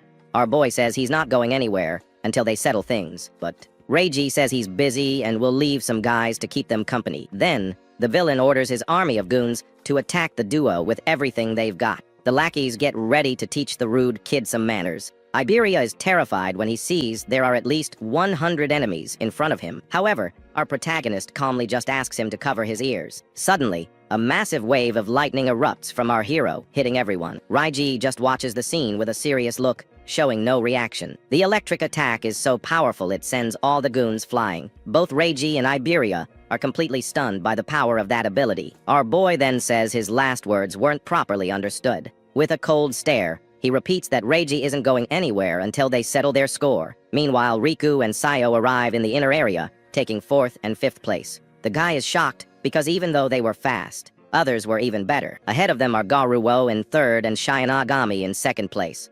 But the 1st place finisher is Hana Hanyu, a level 16 girl. Sayo and Riku start worrying about Itsuki, but suddenly they see someone flying through the air. The pink-haired girl's jaw drops at the unexpected sight. Right after, Iberia crashes hard onto the ground, landing in 6th place. All busted up on the floor, all he can do is scream our hero's name. His friends hear the scream and wonder if they really heard Itsuki's name. Riku then recognizes his friend's silhouette and says there's no doubt about it. With a serious look, our boy stares down Reiji and says he's not going anywhere. From the VIP box, Fujiwara wonders why the rookie is so obsessed with Reiji. Mendu then asks Heiton to help the boy out if he runs into trouble. Heiton is impressed by the speed and wonders if he could ever be that fast. One of Reiji's goons gets ticked off and tells our hero to get ready. He says this isn't a battle, but the execution of our main character. In other words, it's a 100 against 1 beatdown to take the kid out. Our hero then reveals that his revenge is the top priority right now. Reiji flies into a rage, and with his red eyes, he orders everyone to attack. Then all the henchmen charge towards our hero at once. One of the goons rushes forward with his fire punch, swearing our hero's head is his. But our boy catches the flaming fist with his bare hand, leaving the enemy in shock. He then throws him over his shoulder with incredible strength. The goon lands headfirst on the ground and is defeated in a single move. The others are terrified, wondering how he lost to a level 0. With a calm expression, our hero accepts the challenge, and the system activates. He then says it's time to end this nonsense, and activates his lotus. A massive fire explosion consumes all the henchmen at once. The wave of flames sweeps across the arena, sending everyone flying. His friends are stunned, wondering if that was really Itsuki's skill. The other competitors are also shocked by the power of the explosion. Even the 1st place finisher Hana Hanyu watches the scene in silence. In the VIP box, Fujiwara can't believe a level 0 did that and used skills from another class. Choa now understands his confidence back in the desert. He had an area of effect skill. Our hero then reveals he only used 30% of his power, so he wouldn't wipe anyone out. He stands amidst the smoke with all the fallen henchmen around him. With his eyes glowing blue, he glares at Reiji and says, "Now, it's just you." Reiji is terrified, unable to believe he defeated over 100 people. Our protagonist then says he's going to return all the pain his friend felt. Reiji gets furious and unleashes his power, saying they're on completely different levels. With a shout, Reiji launches his thunder cannon, and our hero's system begins to analyze it. But our boy easily dodges and lands a blow on the villain's back. Reiji is shocked by his speed and realizes there's no way he can win this fight. Desperate, he screams for his bodyguard, some guy named 40, to save him. The behemoth then gets ready to break the rules and help his boss. With a smirk, the villain says the kid is about to be turned into mincemeat, since 40 is level 35. In the VIP box, Mendu tells Heiton to go, and the young man obeys instantly. Our hero uses his senses and detects someone approaching at high speed. And it's not just one person, as another guy shows up for the brawl. The big guy then lands with a thud, kicking up a cloud of dust. With a focused gaze, our boy observes the new enemies who have arrived. Heiton then grabs Reiji's goon and tells our hero to continue what he was doing. With a look of pure hatred, our protagonist says the villain's lifeline has just run out. Terrified, Reiji tries to use his family's name to intimidate the kid, but with a furious roar, he gets slammed to the ground and is knocked out cold. With the villain defeated, our hero says that was for Ajaha. From the VIP box, a girl with glasses blushes at the boy's victory. Fujiwara finds it odd and asks why she's looking in that direction. Our protagonist then purposely pauses the analysis at 99%. On the other side of the arena, Sayo shouts her friend's name upon seeing him victorious. Our hero then hears a familiar voice and turns around, surprised to see who it is. He sees his friends Sayo and Riku running towards him for a reunion. The pink-haired girl calls for him to come inside and get out of the falling rain. With tears in her eyes, She worries that he might catch a cold. The system then announces that he placed 7th in the first phase. Iberia and Riku arrive and hug the boy, relieved that he's okay. But Riku gets annoyed with Iberia and glares at him with lightning in his eyes. With a smile, Iberia introduces himself as our hero's new partner. The friend with glasses calls him a traitor, and Sayo finds it strange that Itsuki is making friends. Iberia brags about being his partner, but Riku asks for the doe's name. Riku then says they have a team name, and Iberia challenges him to say it. With great pride, he reveals the name is Duo I, but Itsuki tells him to stop. The friend with glasses laughs in his face and says the team name is pretty lame. From the stage, Fujiwara announces that the first 500 have passed, and the rest are eliminated. He explains that in the second phase, everyone will fight alone for 1 hour. Iberia is terrified at the thought of fighting the beasts by himself. In the VIP box, Heighten is excited for the second phase and wants to see what they've got. The screen shows the top 7 finishers from the first phase of the tournament. Next, the gigantic arena for the second phase is revealed to everyone. The group then gets ready and walks towards the entrance of the new challenge. Riku comments that the place is a bit creepy and asks if his friend's level is really 0. The friend with glasses then asks how he gets stronger without leveling up, and our hero just smiles. Sayo gets annoyed and tells the boys not to pay him any mind. Suddenly, the tournament judges appear, and Fujiwara asks if everyone is ready. Iberia's jaw drops as he recognizes the people who just arrived. The crowd recognizes legends like Fujiwara and the veteran Heighten. Fujiwara then begins to explain the rules for the second stage of the tournament. He reveals that points vary depending on the difficulty of the monsters, and after each victory they get a 1-minute rest before the next round. The brute Gakuwo, full of himself, says he's going straight for the nightmare class. Our hero then raises his hand because he has a question about the test. The crowd around him scoffs, thinking the kid is going to back out of the fight. Fujiwara then allows the question and tells the boy to say what's on his mind. Our protagonist then asks if the nightmare class is the maximum difficulty. With a smile on his face, Heighten finds the rookie's question quite interesting. The crowd continues to mock him, doubting he could even beat the beginner mode. Fujiwara explains that, in theory, there's no difficulty limit for the beasts. Riku thinks it's pointless to even consider it, since the nightmare class is already so tough. Finally, he reveals that today's points will count towards the main tournament. The group gets excited by the news, and Iberia says he'll have to use his trump card. Our hero remembers Taiwajan's record of 115,000 points. Then the announcer tells everyone to enter the arena for the second phase. Alone in the area, he finds the place looks a lot like the other stages. Suddenly, a pack of level 1 rabid dogs appears to attack. He activates his black ice, wanting to finish off the creatures quickly. In the VIP box, Heighten questions Fujiwara for monitoring the kid again, but with a smile, Heighten says that our hero is much more interesting. Fujiwara gets annoyed with his excitement and says the show is about to begin. With a single blow, our protagonist defeats all the dogs in the arena. Fujiwara is shocked because it took him only 1 second to clear the stage. Heighten then boasts,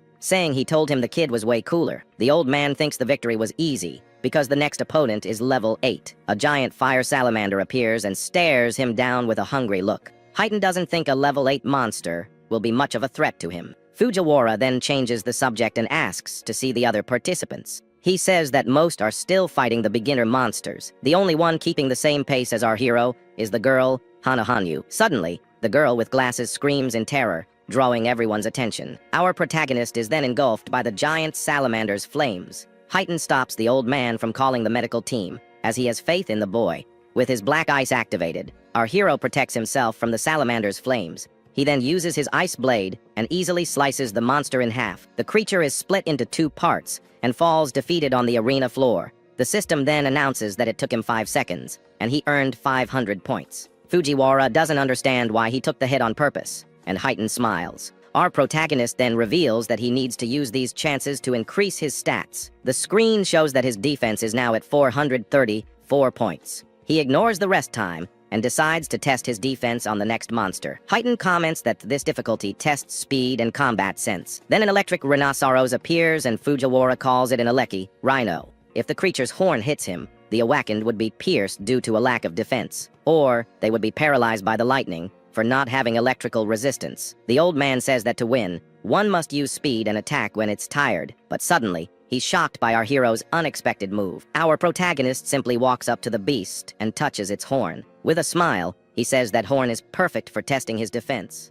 The rhinoceros gets angry and unleashes all its electrical energy for an attack. With a single blow, the creature sends our hero flying with its horn. Our boy is then launched high into the air by the force of the impact. From the VIP box, the girl with glasses screams his name, horrified by the scene. Heighten comments that the boy's actions are unpredictable, but always seem to work out. An explosion of ice occurs, protecting our hero from the rhinoceros's attack. The system informs him that his agility increased by 5% from the hit. With his eyes red, our hero says it's time to settle this. He then activates his thunder wave, and his agility increases by 50%. The rhinoceros gets angry and prepares to charge the boy once more. Our protagonist then dodges the blow and gets ready to counter-attack. With his ice blade, he defeats the beast and earns 1,000 points in 7 seconds. Heighten is impressed by his speed and thinks he didn't even use his full power. Mendu, who was there in disguise, reveals that the next monster is very dangerous. The creature has sharp claws that can tear enemies apart in the blink of an eye. On top of that,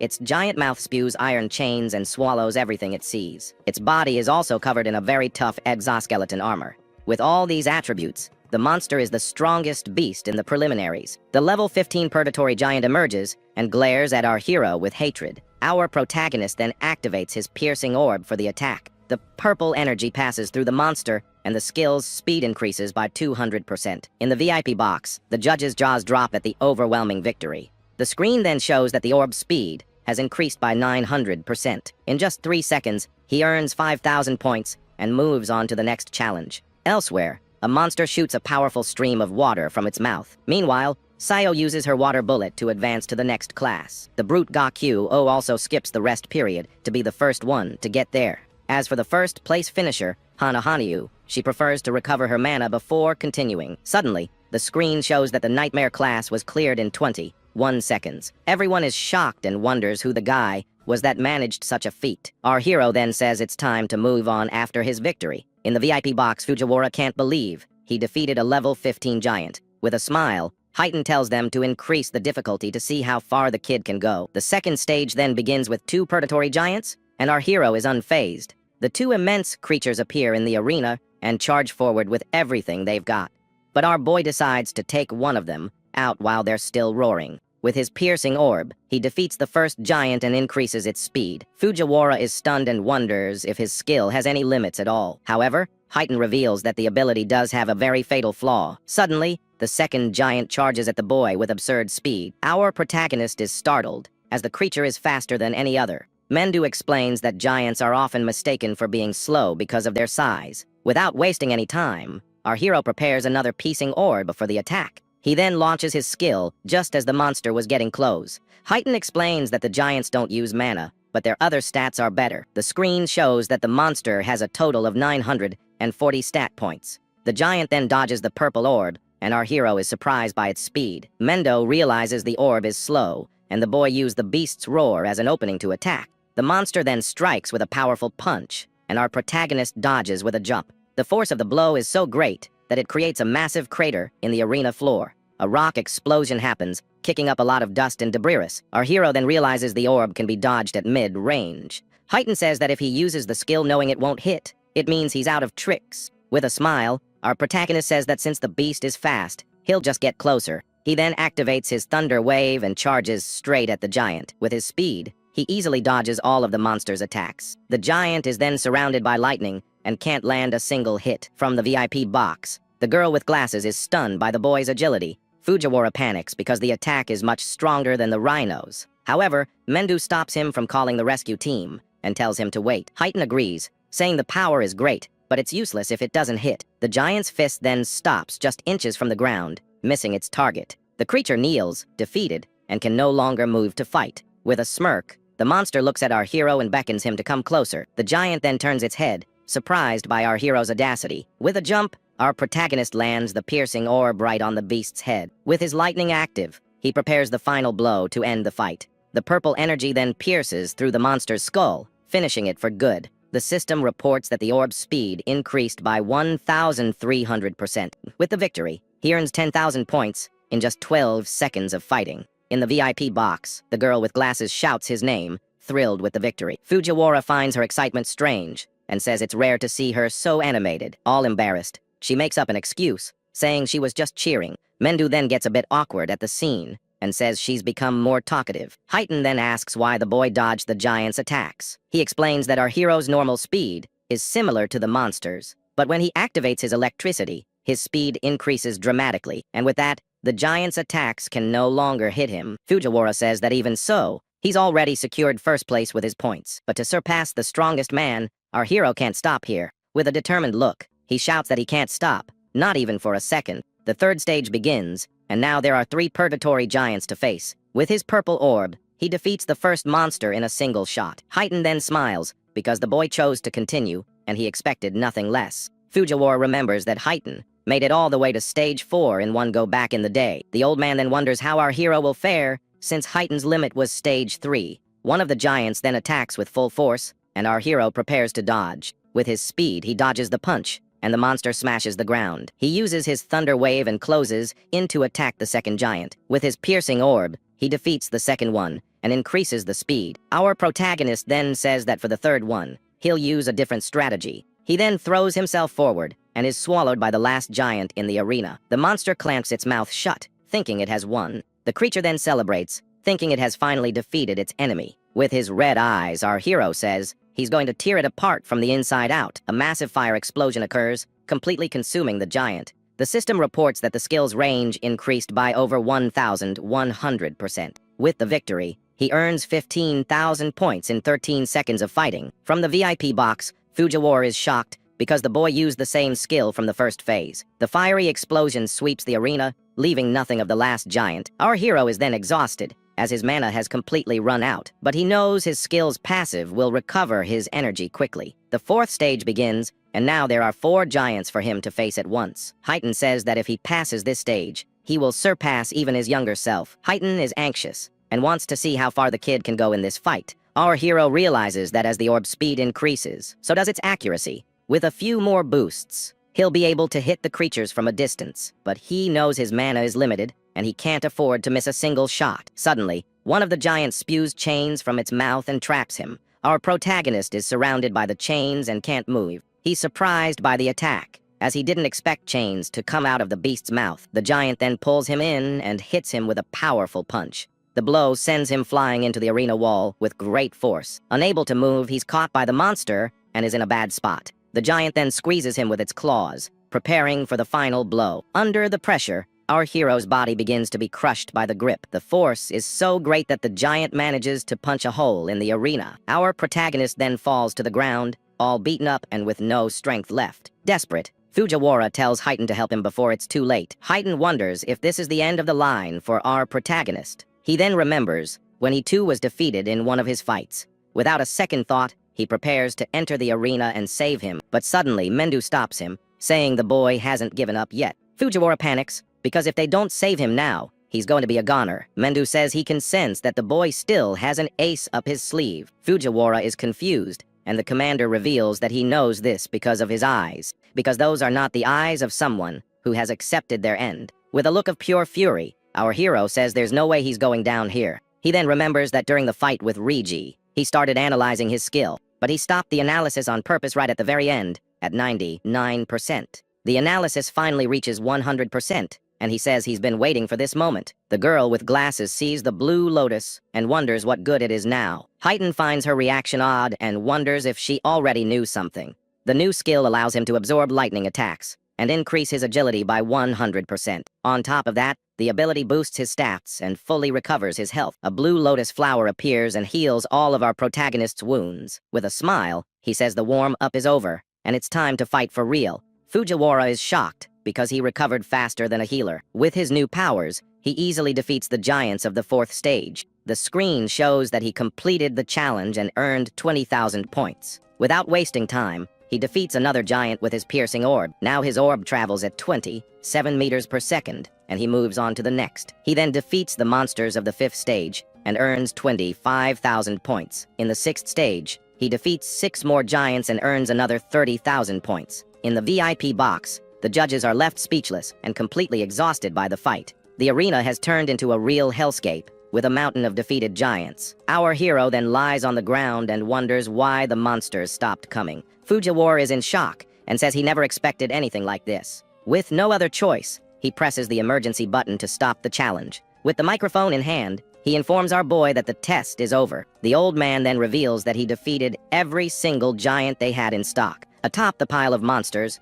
Fujiwara shouts that he took out all the giants. Our hero is confused and asks how, since he thought there was no limit. Tired, he wonders how many points he scored and hopes to close the gap with Taiwajan. But he accomplished his goal of increasing the speed of his piercing orb. Now the skill travels at 38 meters per second, faster than a car. With his blue aura still active, our protagonist stares at the empty arena. His eyes glow with power, but he seems to be thinking about something else. Suddenly, he remembers an important detail he had completely forgotten. Since he doesn't level up, the monster's experience turns into karma stones. In the VIP box, Heighten is shocked by the blue stone, and Mendo explains how it was formed. Heighten realizes the advantage of this, and Fujiwara is terrified by the boy's power. Relieved that he's human, our hero picks up the karma stone with a smile. With his objective complete, he says it's time to leave and heads for the door. The giant metal door then begins to open to the arena's exit. On the other side, Fujiwara tells the others that our protagonist is coming out. The screen shows his score of 106,000 points, securing first place. Fujiwara then praises him highly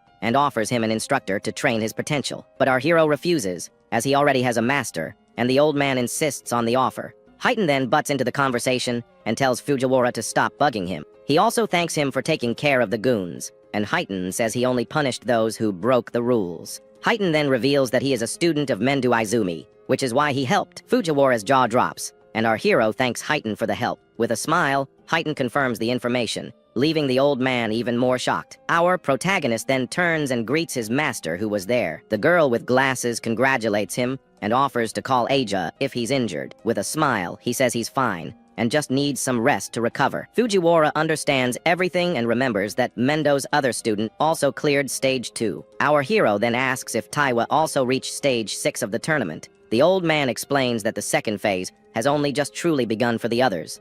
In another arena, Riku finishes the hard class and gives up on nightmare mode. Sayo also uses her water sphere, but runs out of mana to continue the test. Our hero is surprised, but Fujiwara tells him not to judge the others. He then asks why they didn't leave, and the old man explains the rules. Heighten comments that other participants managed to reach nightmare mode. With his artifact, Gakuo manages to defeat a purgatory giant. Meanwhile, she and Akagami and her Shikigami are attacked by a monster, but her creature begins to transform into its complete and terrifying form.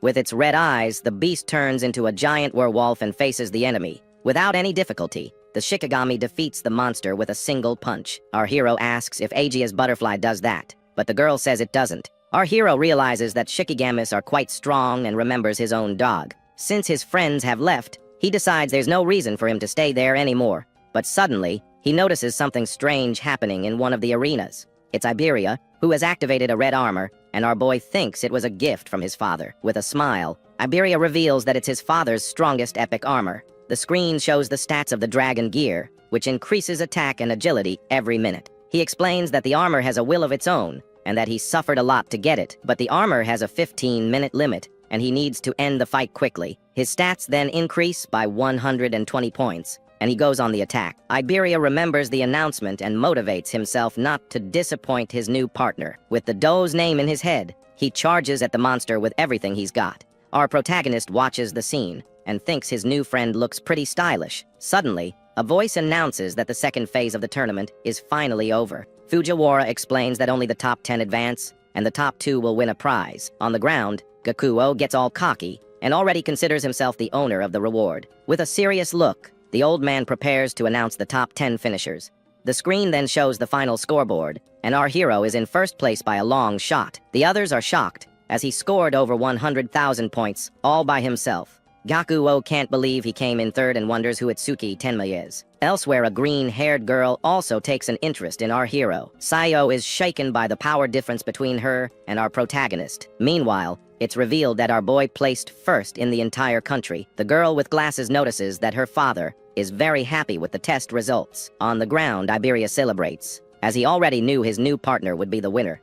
But he's also proud for not having shamed the name of Duo I. Our hero then congratulates him and says he was surprised by his performance. With a goofy look on his face, Iberia is left speechless by his friend's compliment. And so, the preliminaries of the Alliance tournament finally come to an end. With the test over, our protagonist carries his past, out friend on his back. Meanwhile, in District 1 of the Southern Continent, An old man meditates in a square. A soldier complains about having to stand there, but his friend tells him to shut up. The old man's name is Barger, and he's known for being a powerful prophet. The soldier then questions why he doesn't just tell them where the monoliths will fall. His friend explains that he only sees a fraction of the future, but is as respected as Mendo Izumi, because the success rate of his prophecies is 100%, without a single failure. Suddenly, the old man collapses and shouts that the northern continent is in danger. He reveals that a beast attack is going to happen, and one of them is level 100. At night in a flower garden, someone starts a conversation with our hero. The screen shows that his total stats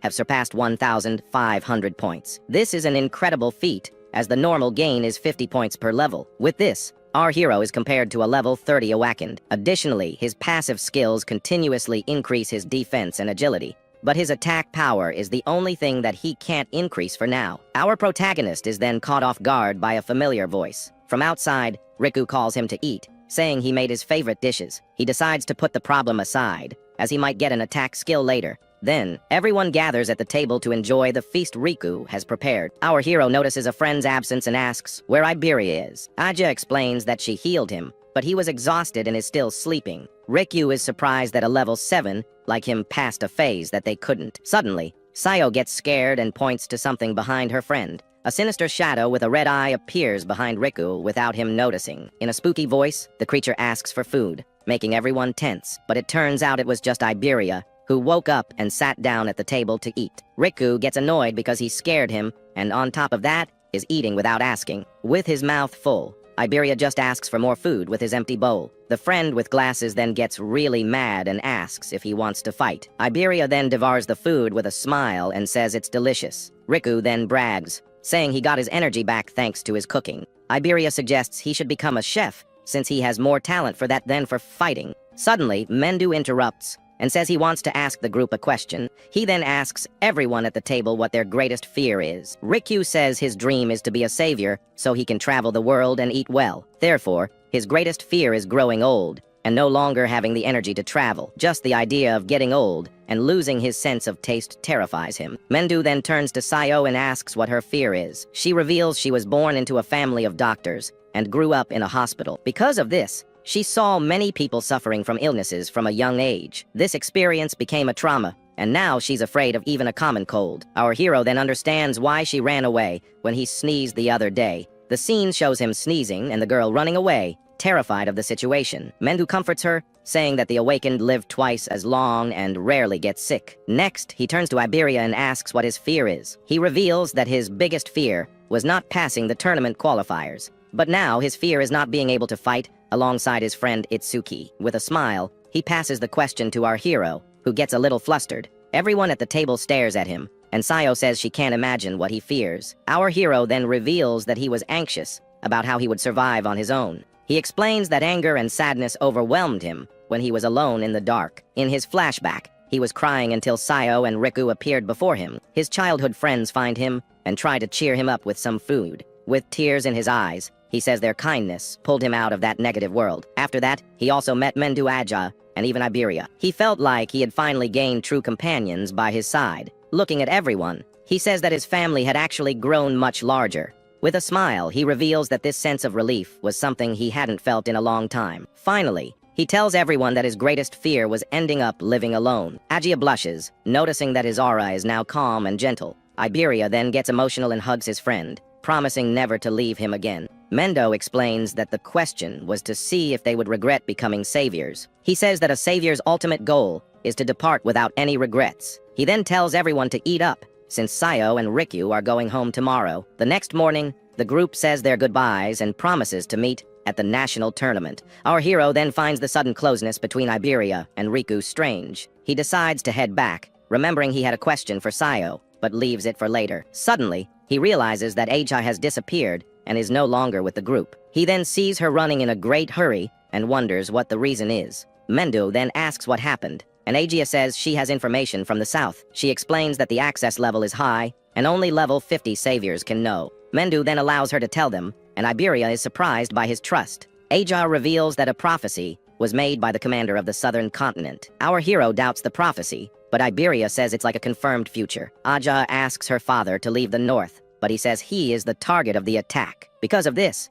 he would serve as the perfect bait to attract the beasts. She insists that he flee, but our protagonist agrees and offers to fight. Mendu makes up his mind and asks our hero to do something else instead of fighting. Our boy's mission is to protect Iberia's father, the most skilled craftsman. Our protagonist finds this strange and thinks his master wants him away from the fight. Mendu then turns to his daughter and reveals he has 3 requests for her. The first is to warn the residents and safely evacuate those with low levels. With his red eyes, he orders Heighten to come to District 1 of the North. Aegia then tells her father that she has already made the preparations and Heighten is on his way. With a curious look, she continues to stare at her father without saying a word. She then asks why he sent our hero there, since Aiden already has guards. All embarrassed, she realizes her father saw right through her intentions. Mendu explains that a level 100 beast will appear, and our hero would reveal his hand. Furthermore, he reveals that our hero lacks attack power, but Aiden has an artifact. With that item in hand,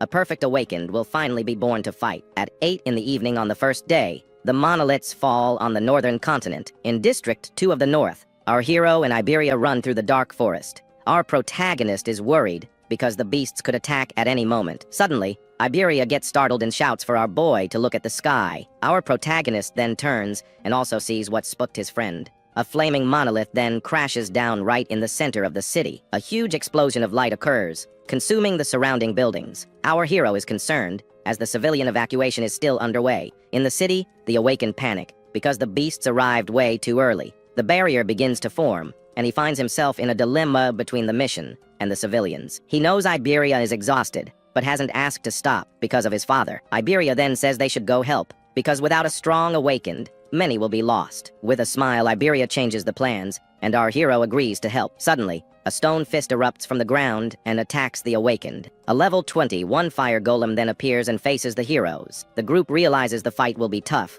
even with 3 level 15s. One of the awakened uses his stone shield and tells everyone to hold the formation. With the shield in front, he tells the others to look for an opening to attack. But the golem unleashes a blast of fire and easily destroys the shield. The awakened is shocked, as he didn't expect so much power in a single blow. His friends panic because if the tank was defeated, they don't stand a chance. One of them then tells everyone to run, as fighting is just throwing their lives away. With a smirk, another says the coward is the one who needs to be careful here. But suddenly, he's surprised by a creature that appears behind him. Terrified, he begs for his life but uses his water cannon to attack. He brags about being the natural enemy of fire creatures, but is defeated. His friends see the fallen golem and prepare to deliver the final blow. But the one who attacked gets cocky and says he'll finish the beast himself. Suddenly, the golem gets back up and glares at the awakened with a look of hatred. The monster then unleashes a massive fire blast, and everyone thinks it's the end. But a wall of ice appears,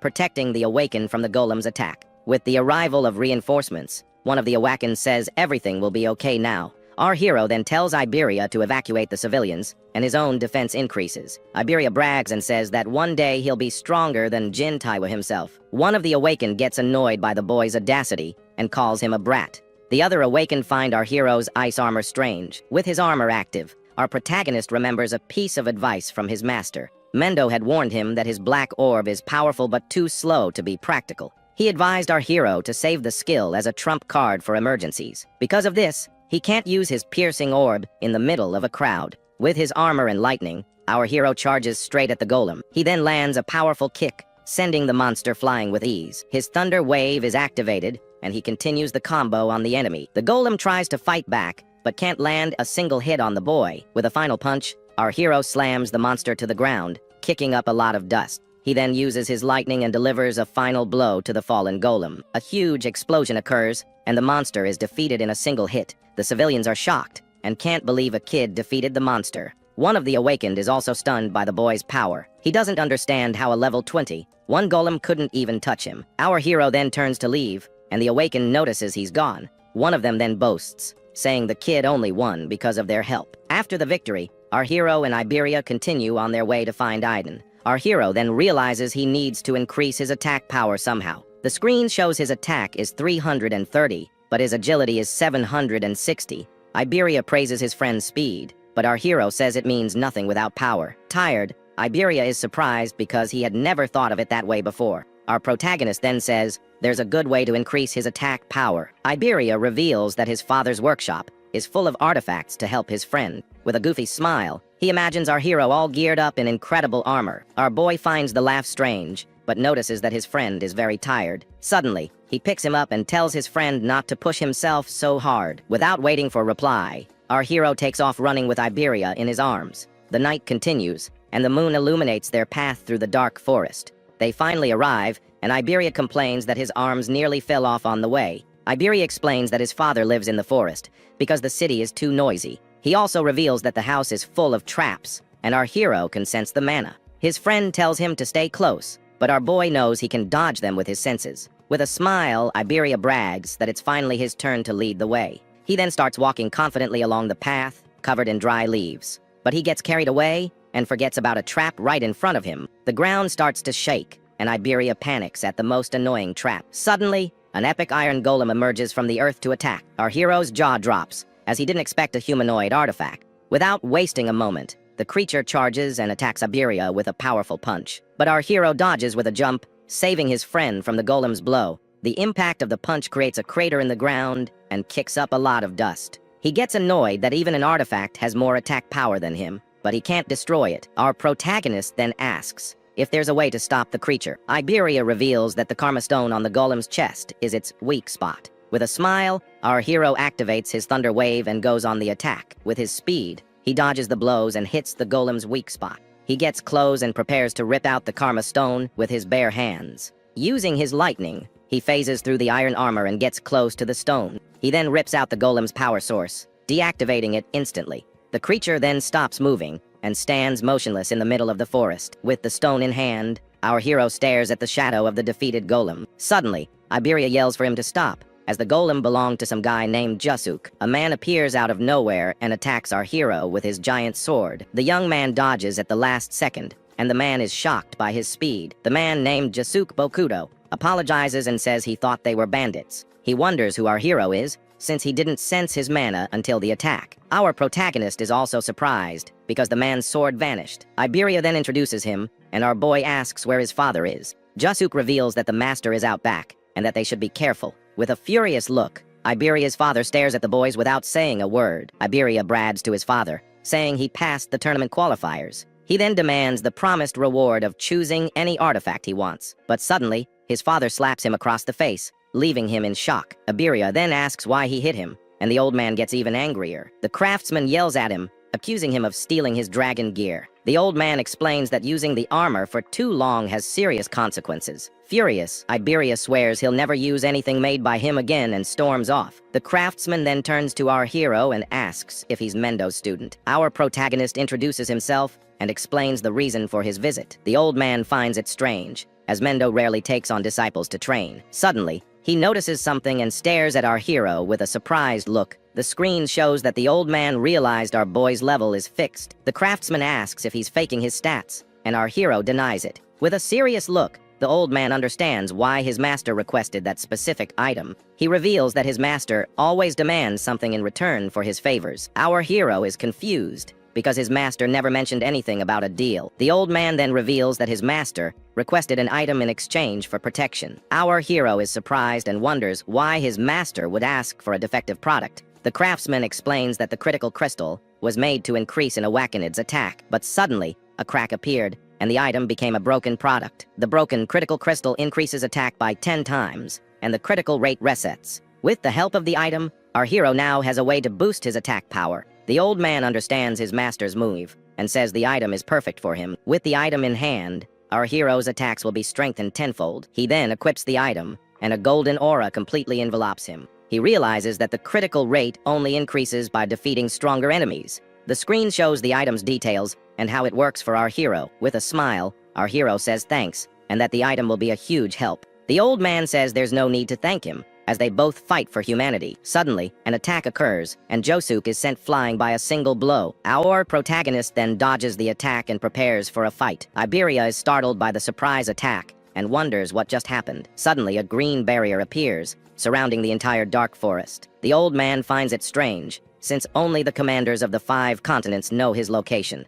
Jusuk warns everyone to stay back, because the beasts are coming. With his eyes glowing, our hero senses something approaching at high speed. He can sense 6 monsters approaching, but suddenly there are 8. A level 14 one-horned demon appears and charges to attack. Our protagonist then dodges the blow and prepares to counter-attack. With his ice wall, he protects himself and easily defeats the creatures. He realizes he can't use his lotus because the explosion could be dangerous. Josuke would also be hit, as he's too close to the battle. On top of that, Iberia and his father are hiding in the cabin right behind him. The skill could hit them both, so he can't risk it. In the midst of the monster horde, he realizes that fighting alone is better. Suddenly, he senses a new wave of magical power, much stronger than before. A level 24-2 horned guardian beast emerges for the fight. Elsewhere, the demons prepare to send the first wave of attack. One of the leaders asks which of the 8 demon kings will command the main force. With an eye he left behind, he had noticed our hero's existence. One of the 8 demon kings named Yama,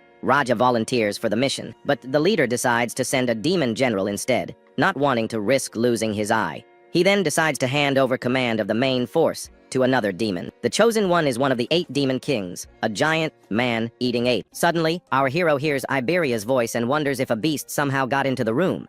Right after, a level 24 2-horned guardian monster pops up, ready to throw down. With a dark look, our boy decides he has no choice but to use that thing. He also realizes the creature's attack power is higher, which could actually boost his hit rate. The system then shows that his broken crystal increases his hit rate by 1% with every victory. So our MC activates his piercing orb to test out his new skill. The purple energy drills through the monster, taking it down with a single clean hit. Just like that, his critical rate increases to 1%, and he sees the plan worked perfectly. Our hero then tells Josuke to handle things out there, saying he'll take care of the beast in the room. Using his lightning-fast speed, he zips toward the cabin to save his friend. Inside, Iberia is on the ground, facing a horned demon that has him cornered. He's bummed, because without his dragon gear, there's just no way he can win. With few options left, he braces himself for whatever is coming next. The creature then closes in, and the kid screams for our hero to help him. But out of nowhere, his dad, Aiden, appears and parries the attack with a giant hammer. Iberia is in total shock, because his dad isn't a fighter, yet he doesn't seem the least bit scared. The craftsman stares down the creature, which looks furious about the interruption. Without breaking a sweat, the old man sends the monster flying with a single swing. Our MC then arrives, and his new father-in-law leaves the rest to him. And with his wall of black ice, our hero pierces the monster's chest with everything he's got. Aiden then apologizes for the delay and asks about the situation outside. Our boy says he doesn't sense any more mana, and that Josuke must have already taken care of everything. From a distance, they see all the bodies, and Iberia is shocked by Josuke's strength. However, Josuke says there's no time to relax, because the barrier is still up. With a serious look, he says he'll take down the beasts, while destroying the barrier. But our hero stops him, and tells him to protect Aiden and Iberia right there. The craftsman then notices the intense look in the boy's eyes. It's not fear, but a thirst for battle. So Aiden decides to leave the barrier for our MC to handle all by himself. Josuke asks if he's sure about this, since a green barrier has beasts up to level 260. Like a bolt of lightning, our hero dashes off to attack, completely unfazed by the danger. He then says he can finally fight without having to hold back anymore. Iberia decides to go too and asks Josuke to look after his dad while he's gone. However, Aiden stops him, telling him to quit messing around because they live in completely different worlds. Iberia shoots back, saying that a team covers each other's weaknesses and provides support. But his dad just calls him dead weight and says if he keeps this up, he'll just end up causing problems. The boy is stunned into silence, hearing the harsh truth from his own father. Aiden explains that rule doesn't apply when it comes to our hero, because he is someone special. He then asks if his son has ever truly seen the look in our MC's eyes when he faces a beast. Meanwhile, the system detects 5 enemies and restores 50% of his mana. Surrounded by enemies, he gets ready and tells them not to get in his way. With a single blow, our hero activates his Lotus Explosion, taking down 5 enemies at once. His critical rate is now at 2%, and he's not about to let anyone get near Iberia. From a distance, his friend is startled by the massive explosion that lights up the entire forest. He and Josuke get worried, thinking our hero must have run into some seriously strong beasts. The guy in the armor then realizes the reason the MC isn't leveling up must be his unique gift. Our MC reaches the green barrier and senses that the beasts here are on a different level. He tries to use his mana detection, but the barrier completely blocks his signal. Then he remembers his master telling him that the barrier's color indicates the monster's level. The color green means the beasts inside are between level 26 and 50. Thinking about all the sweet experience points he's about to get, our boy summons his new Shikigami. The system shows that the Deathhound is a B rank, level 16 creature with some pretty good stats. With a smirk, he pets his new companion and says he'll give all the experience points to it. At a residence at night, a young woman informs her father that the awakened guards have arrived. Then, a man in armor introduces himself as Chirijimakai, a first-grade savior, level 63. The woman explains that other saviors have come and are watching the perimeter, but she asks where Heighten is. With that, she reveals that she spoke with the man 6 hours ago, and he was on his way. But now he's not answering his phone. At this moment, she worries because monoliths are falling all over the north, but the old man says that common beasts are no threat to him. Izumi then asks her to keep trying to make contact, as only a special, grade savior can handle the beasts from there. However, the man in armor questions if they aren't overestimating the special, grade saviors. He boasts, saying the difference between them isn't that big, and there's no beast they can't defeat. The old man retorts that confidence is good, but the delusion of being on their level is another story. Then Izumi says that all this confidence is because he has never faced a truly strong beast. Suddenly, the warrior becomes alert and shouts that a monolith has fallen, and the disaster beasts are coming. The elder looks to the sky and says they have finally arrived, while the young woman reports she still hasn't been able to reach Heighten. With a confident look, Kay tells them not to worry, as he will eliminate every last beast. Right after, he declares that he will prove in that moment that the first grade are a match for the special grade. Elsewhere, we see the green barrier that our hero was tasked with destroying. Our protagonist and his wolf, Grim, are inside the barrier, and he notices the scenery is the same as outside. Then a beam of green light shoots up, and the young man feels a strange atmosphere as his magic detection activates. He can feel the magical waves inside, but not outside, and concludes that they are separate spaces. With that, his system detects 5 enemies and recovers 50% of his mana. Our hero tells his wolf to wait there and take care of any beast that tries to escape. With a smile on his face, he calls the wolf a good boy and activates his electric power. Then, 2 monstrous creatures run in his direction to attack him. Using his speed, the young man dodges one of the monsters without difficulty. With that, he activates his black wall and smashes one of the beasts with full force. Next, he uses an electric attack to take care of the other creatures. The blow hits the monsters head on and throws them far away with the impact. Suddenly, a much larger and more imposing beast appears in front of him. Without wasting time, our hero uses his piercing orb straight at the creature's face. The purple energy passes through the creature, giving it no chance to defend itself. With the victory, his critical rate increases to 3% in total. The young man calculates that with this rate, he will soon land his first critical attack. He then notices the green monolith and says it's the first time he's seen one up close. Then he wonders if destroying the stele will make the barrier disappear and says that one blow is enough. However, his system detects one more enemy, and his mana recovers 10%. With a focused look, the boy realizes there is still one enemy left to defeat. Suddenly, several black spikes shoot out from the ground and advance in his direction. The protagonist dodges the attack and thinks that if he hadn't sensed the magic wave before, he would have been pierced, and the situation would have turned very ugly for him.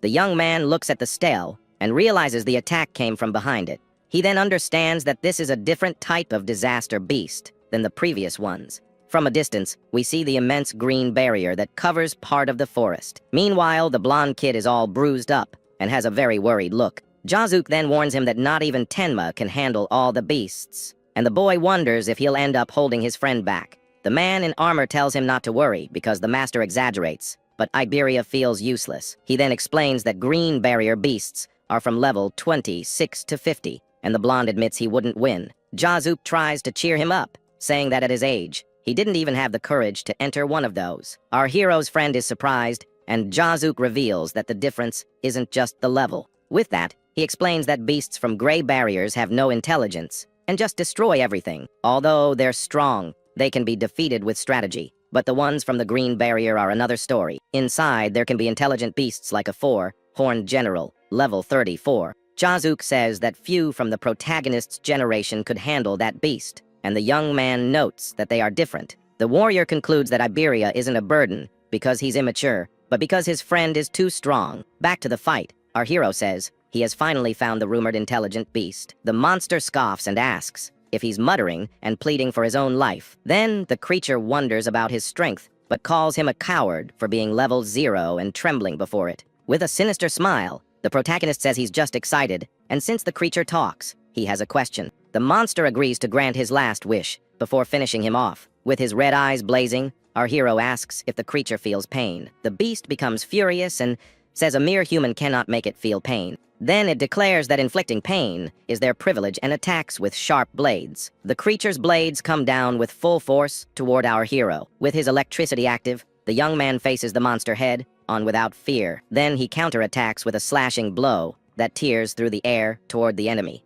The creature wonders if it hit him, but notices the boy's mana is increasing. It then realizes that even the opponent's antennae have gotten faster. But our hero trusts in his speed and knows he still has the advantage. However, he gets frustrated because his power is low and the blow barely made a scratch. The monster is impressed with the young man's agility and asks what his real level is. With that, the creature says that speed doesn't matter, as he is just an insect. Then the beast mocks him, saying that even 100 weak blows wouldn't even tickle it. Without wasting time, our hero dodges the attacks with his enhanced agility. He uses the creature's own blades to defend himself from the continuous blows. With a quick move, he manages to block one of the monster's attacks. The young man keeps defending himself as the creature pressures him with its attacks.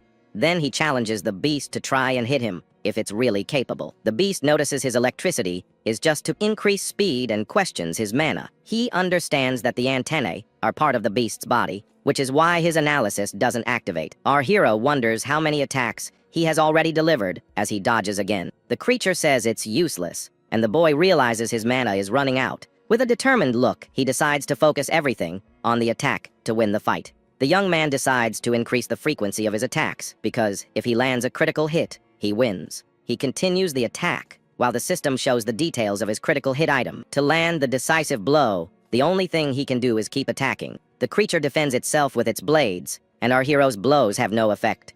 But in a moment of carelessness, he is hit hard and ends up spitting a little. The monster calls him a fool for throwing himself at it like that. The creature then mocks him, asking where that so-called pain he was going to cause is. The beast is surprised that he's still standing and praises his high defense. Suddenly, a red aura surrounds him, and the crystal informs him that his next attack will be a critical hit. With a devastating punch, he hits the monster's chest with all his might. The beast is completely shocked by the sudden power of the blow it received. The impact of the attack is so strong that a shockwave destroys everything around them. The enemy falls to its knees with a massive impact on its chest and wonders where so much power came from. The young man notices the critical hit was much stronger than he expected. Looking at the defeated enemy, he feels a mix of satisfaction, focus, and ecstasy. He then realizes that even with a wound on his stomach, he doesn't feel any pain. With a smile on his face and steam coming from his mouth, he says the feeling is incredible. The boy then grabs the creature and asks if it felt any pain from that. Frightened, the monster wonders what he is and calls him a cheater because of his stats. With red eyes, he explains that the other beasts didn't even scream and finishes off the enemy. With a frightening smile, he says that the scream of a beast that feels pain is good to hear. The creature calls him a demon as it's being overpowered, and the young man's critical rate increases. With the beast defeated, he says it's finally over, and his critical rate rises to 4%. Now that the danger has passed, the adrenaline fades, and the pain from the wound on his stomach starts to set in. He then notices that the barrier has become transparent, which means there are no more beasts inside. The young man approaches the monolith and realizes that he only needs to destroy it to complete his mission. Without wasting time, he throws a punch with all his might and shatters the stele into several pieces. Exhausted, he falls to the ground and thinks the stele was weak, but he needs to check something before heading back. With a serious look, he remembers an important detail about his new companion. A wolf's shadow appears in front of him, and the protagonist asks the creature to show itself. His wolf, Grim, then appears, and the young man notices that he seems much bigger than before. With a surprised look, he notices another change in his new Shikigami. The system shows that the wolf went up 3 levels and gained 150 status points. He understands that it wasn't his imagination, and the wolf's body really does grow with its levels. With that, he wonders just how giant his companion will become and can hardly wait to see. Then, in the middle of the night, the green barrier finally vanishes, leaving the nearby warriors completely amazed by the boy's accomplishment. The veteran warrior watches everything with a serious expression, thinking that the rookie managed to destroy it in just 10 minutes, making him even stronger than he is. But the hero is at his limit, leaning against a rock and badly injured, while his loyal giant wolf observes his terrible condition. So he asks his beast to track his magical trail to lead him back to where his blonde friend is waiting. With that, the large animal puts its master on its back and starts running through the dark forest, letting out a loud howl. The sound of the howl echoes throughout the silent mountain, and the tense atmosphere grows as the night goes on in that dangerous place. At that moment, The man in armor hears the noise and wonders why there are still beasts around,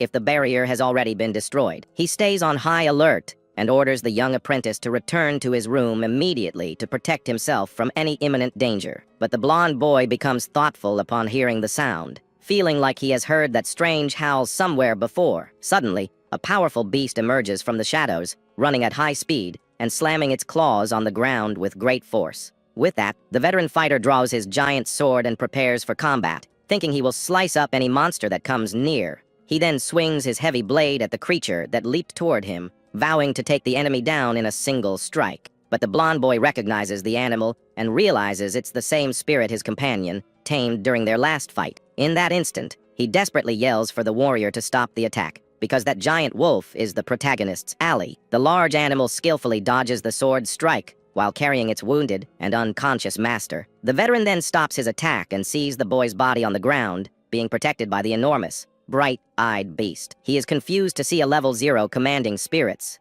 and thinks that this young man's combat power is a complete mystery. Meanwhile, his blonde friend runs over, worried, to help the hero, wondering how he can use abilities from other classes. As he gets closer, he sees that his friend is covered in injuries and desperately asks what happened in that intense battle. But the protagonist can barely open his eyes and just asks for a moment to rest before losing consciousness completely. Seeing his friend unconscious, the blonde boy panics and screams desperately, not knowing what to do to help him. But the veteran warrior calms him down, saying there's no need to cry because the boy is still alive. With tears in his eyes, the blonde friend asks if he really hasn't passed on. Then the man in armor points to the injured boy's chest and shows that he is still breathing normally. The protagonist, who was half awake, asks his partner to use the kodama bandage he still had. The blonde boy says he'll take care of it and watches his companion on the bed, thinking he'll never catch up to him in power. He reflects on his job as a wind elementalist who controls the air and its flow. The screen shows that his gift is for healing and only works on himself and his allies, but his damage is reduced. He hated this ability and had never used it before, but now he will use it as many times as necessary. With that, he activates his rank C ability called Healing Wind, and a green aura surrounds him. The young man uses his healing magic on his friend and asks him to get well soon for the sake of their duo. The protagonist seems to be in a lot of pain during the process, and his partner gets worried, calling out his name. Suddenly, a gigantic purple barrier forms over the region, coming from a monolith that fell nearby. Shortly after, a powerful attack cuts one of the buildings in half with absurd force. A woman then sees a fallen warrior and a monster in dark armor standing in front of him. She tries to heal the wounded man with her magic butterfly, but he just yells for her to get away from there. The warrior faces a giant minotaur and says that humanity doesn't stand a chance against such a strong creature. The screen reveals that the monster is a level 80, one minotaur warrior from the Bull tribe. The figure in dark armor warns someone named Izumi that he needs to flee the area immediately. The minotaur then glares at the figure and calls him Izumi Nento with a look full of contempt. The minotaur boasts about finding his target, and the man in armor understands that he is the creature's objective.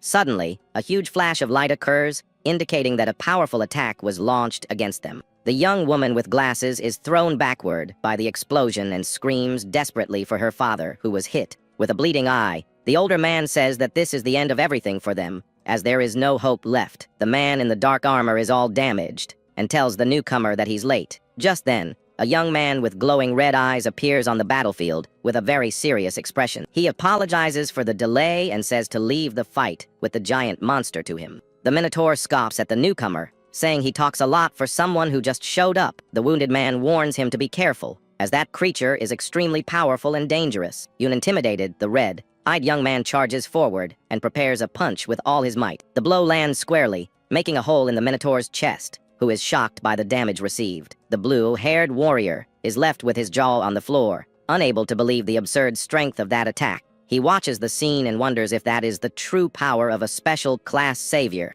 The warrior thinks that special class saviors are no longer human, but rather monsters with extraordinary strength. The young woman celebrates the victory, but the savior says the real show is just beginning as the barrier changes color. The barrier, which was once purple, now turns red, indicating an even greater danger for everyone there. Inside the barrier, a new red-flamed demon observes everything and wonders how his lord will torment humanity. With a wicked smile, the demon reveals himself to be a level 37 king and says he would love to watch the show. Just then, a level 49 white ogre appears behind him, showing he is not alone on the mission. The flame demon warns them not to do anything unnecessary, as their mission is to capture a specific person. A level 87 demon general explains that they split up to avoid drawing too much attention with a purple barrier. Meanwhile, one of the 8 demon lords will distract the strongest humans with his red barrier. The plan is that while the monkey lord fights, they will proceed to their true destination without being disturbed. The general reveals that Lord Ringo will guide them using a demonic eye he left in the human world.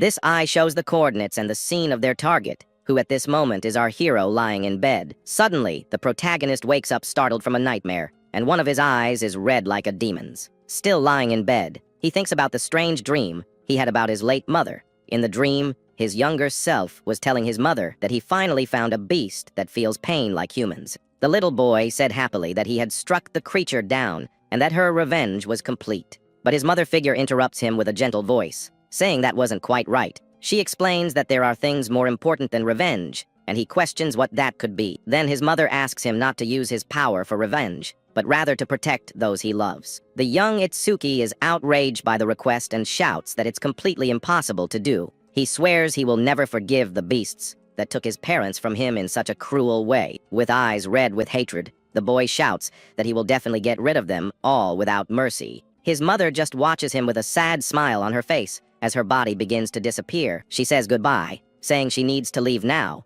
and her image becomes increasingly transparent. The boy runs desperately, asking where she is going, as he still had so much to talk about. In her last moment, she asks him to please not let himself be consumed by hatred. He reaches out his hand, trying to reach her, but she vanishes into particles of light while he screams for his mother. Their fingers touch for an instant before she disappears completely into the void. The little boy is left there, alone and helpless, extending his hand to nothing with a lost look. A tear runs down his face as he sits in a dark and melancholic setting. A mysterious voice mocks him for crying over an inferior being who is already gone. With hatred in his eyes, the protagonist turns towards the voice and sees the shadowy figure that haunts him. He screams in anger upon recognizing the creature that torments him in his nightmares. The figure reveals itself to be the demon of destruction and taunts him, saying he only takes the form of a child near that woman. With his body covered in a red aura of fury, the hero yells at the demon with all his being. He charges forward with a powerful punch and swears he will put an end to that evil creature. But the demon envelopes him in its purple energy and says it will let him taste that feeling again. The protagonist's body begins to crack like glass as he is engulfed by the demon's energy. He shouts that he will put an end to the demon Ringa without fail as his body shatters into pieces. The young man wakes up breathless and in a cold sweat, his red eyes still glowing intensely. He realizes it was all a dream and sees his blonde friend sleeping peacefully beside him on the bed. The boy feels a sharp pain in his eyes, even though they aren't injured, and doesn't understand why. He remembers one of his eyes turned red and starts to think about the meaning of that dream. He then notices that his injuries have been healed and wonders if his friend used the bandage on him. He sees his friend sleeping and realizes he didn't rest at all to take care of his wounds. Careful not to wake him, the protagonist gets out of bed and watches him in silence. He decides to tell his wolf not to bark and wake his friend, but the animal is already there in the room. The protagonist realizes what he's done and gets all embarrassed by the situation. Just then, the blonde boy wakes up startled and uses his wind ability, thinking his friend was in danger. But the hero isn't even fazed and thinks that such a weak breeze wouldn't even tickle a beast. The blonde friend is overjoyed to see that his companion has finally woken up and smiles in relief. With that, he hugs the hero, celebrating that his treatment worked, and the boy asks how long he was out. His friend says it was about 3 hours, and the protagonist calculates that it's now the second day of the prophecy. He then assures him with a smile that no other creature has appeared after all that commotion, but the hero still remembers the demon's words in his dream and feels that something bad is about to happen. He then gets up and puts on his coat, saying he can't let his guard down at all. His blonde partner is happy to see that he's fully recovered and ready for more. The protagonist looks out the window and comments that the reinforcements his master mentioned should be arriving soon. Outside, his friend asks for the giant wolf's name, and the hero replies that it's just Death Hound. The blonde boy offers to give the beast a name, but the young man refuses, saying he's not a Shikigami user. His partner is disappointed with the refusal, and the hero thinks that he won't let him name his beast no matter what. The protagonist realizes the bandage wouldn't have been enough and understands that his friend used his healing ability. He asks about the blonde boy's type of power, and his friend admits that his attack abilities are quite weak. The hero then approaches the campfire and asks the veteran warrior if any reinforcements have shown up. The man in armor finds the question strange and wants to know the reason for his sudden curiosity. The protagonist explains that his master was sending help, and the veteran remembers that the forest is very dense. The young man agrees, but even so, he feels that there's something very wrong going on around there. He feels that something evil is approaching in the dark and gloomy forest. Meanwhile, a group of people rushes through the dense woods toward an objective. One of them asks a companion how much longer until they arrive at their destination. The one with the ponytail complains about the place, but is excited about the mission to get promoted. Suddenly, a pink-haired girl appears and tells the group to stop immediately. With that, everyone stops running, and they face each other in a combat stance. The girl says she felt something strange, and that something is coming towards them. In the distance, two shadowy figures realize they've been noticed by the warriors. The young man then shouts for everyone to get ready, because disaster beasts are coming. A fire-haired demon and a giant white ogre block their path. With a wicked smile, the flaming creature asks if they are going to the same place. At that moment, a flaming skeleton is summoned to join the battle. The demon scoffs at human fragility, saying that one fireball was enough. The white ogre is standing there, and its partner asks if it has finished the job. We then see the ogre's fist after he struck down one of the warriors. The demon comments on the brutality of his companion, who flattened the guy. The pink-haired girl is terrified and asks where they came from without a barrier. With a cruel smile, the demon creates a fireball and says they came from very far away. The young woman begins to cry in despair, with no chance of escaping from there. He then warns another shadowy figure not to interfere with his fun. Suddenly, the fire demon is caught by surprise by an ice attack that immobilizes him. Just then, the shadowy figure threatens him, saying that next time it won't end so well. Irritated, the demon tells him to undo the spell that is slowly freezing his body. The ice shatters, and the pink-haired girl watches the scene, startled by their power. With a burst of flames, he breaks free and thinks that he was almost frozen solid. The pink-haired girl is surprised and asks if they're really going to let her go. The demon questions if the woman has some special power to be spared like that. But the shadowy figure says he just wants to test a new ability his lord granted him. Tendrils of darkness grab her, and she screams in pain as she's enveloped by the magic. After the attack, the girl stands still with her face covered by shadows, showing no reaction. Her partner thinks she's gone, but the general reveals he just turned her into a demon. The young woman's eyes glow red, and a strange mark appears on her forehead. The general explains that she is now completely obedient to them, and is on their side in the war. The girl kneels and asks what are the orders of her new master of shadows. He orders her to infiltrate human society until the arrival of Lord Ringa, and that she must say her team was attacked, and she was the only one who managed to escape. The master of shadows says that since she understands the mission, she can leave and begin now. With her face covered by the darkness, the girl gets up to carry out her new order. She then starts running through the dark forest to begin her infiltration among the humans. The flame demon doesn't understand the reason for recruiting someone so weak for their team. The demon general reveals that thousands of humans have already been turned into monsters, and this includes even the strongest awakened ones in the region. With this, they plan to use these new subordinates as key pieces when the Great Lord finally unifies this entire human world. But the leader tells the others to stop fooling around and move on, as this mission is the most important one they've ever received. As time passes, we see that it is now the second day of the prophecy, and a huge iron golem stands guard in the silent village. At that moment, the veteran warrior comments that the giant robot's power makes up for the lack of men in their group for the next battle. The blonde boy then asks about the other companions' whereabouts, and the man in armor informs him that the young man went to the workshop to take care of something. Inside the workshop, the black-haired young man talks to a blacksmith about a critical crystal that glowed during his last combat. He explains that the chance of a critical hit was only 3%, but it went up to 4% after defeating that powerful enemy in the forest. The old craftsman is impressed and says the boy was very lucky to activate such a rare effect with such a low percentage. But the protagonist reports that he felt something strange beyond the increased damage, entering a state where he felt he could do anything. Hearing the report, the blacksmith raises his hammer and wonders if this is also a hidden effect within that valuable item he carries. He describes the feeling of having heightened senses to perceive everything around and still remain completely calm during the fight.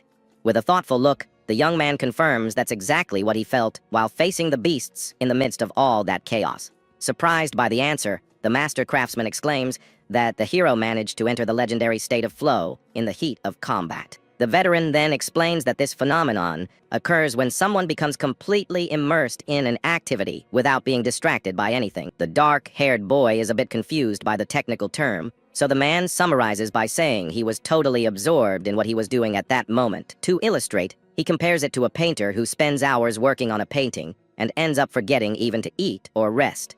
Or like an athlete moving perfectly, or a student solving difficult problems without noticing time passing outside. The man says that an awakened one in this state gains a surreal focus, and their senses become absurdly sharp against any imminent danger. In addition, all attributes and skill effects rise to 120% of their normal value, making the user very powerful. The protagonist is surprised because he's never heard of that state, and even his master never mentioned it before. The blacksmith explains that it takes skill, a focused mind, and a lot of luck to achieve such a feat. He says this ability is what separates geniuses from ordinary people, and almost no one can use it. With that, the craftsman reveals that he himself only managed to enter a flow state 2 years after awakening his powers. The master comments that 2 years was already fast, but the boy did it in just 1 month. But the hero seems to be distracted by something, and the blacksmith asks if he's paying attention. The young man suddenly senses 3 beings with a terrible magic approaching, and thinks they are the guards. However, he concentrates and realizes that the dark energy seems more like disaster beasts. With that, he decides to go check the situation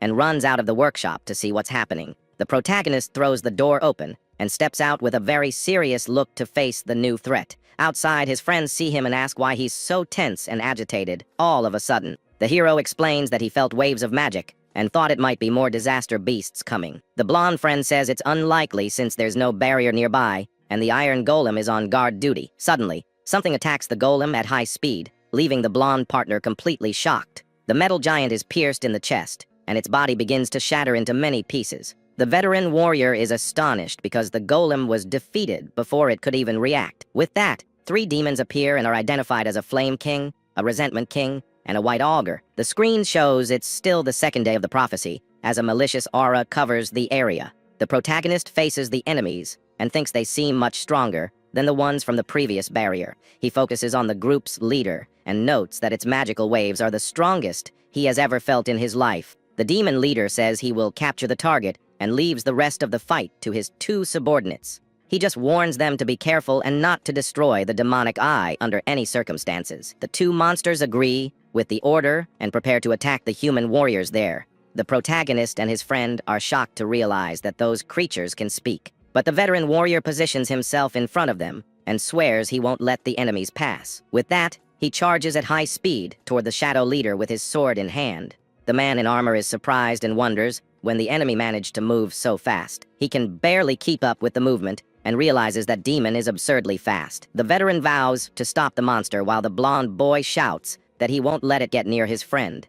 Just then, the shadow demon creates an ice barrier to block the warrior's advance. The man crashes into the wall of ice and realizes he has been completely blocked by the magic. He tries to break the barrier with his sword, but notices that it's extremely tough. At that moment, the white ogre appears behind him, preparing for a surprise attack. The warrior quickly turns and tries to defend against the monster's blow with his sword, but the force of the punch is so great that it pushes him back violently. Seeing the scene, the protagonist shouts his companion's name, desperate about the situation. The fire demon then taunts him, saying he doesn't have time to worry about others. With a wicked smile, he launches a large fireball toward the black-haired young man. The hero yells for his blonde friend to get out of there and activates a black wall to protect himself from the attack. The fireball explodes upon hitting the barrier, while his blonde partner watches everything in shock. The protagonist's system detects the flame bullet and activates a rank a copy ability. With that, the analysis of the enemy's power begins, but is only at 1% progress.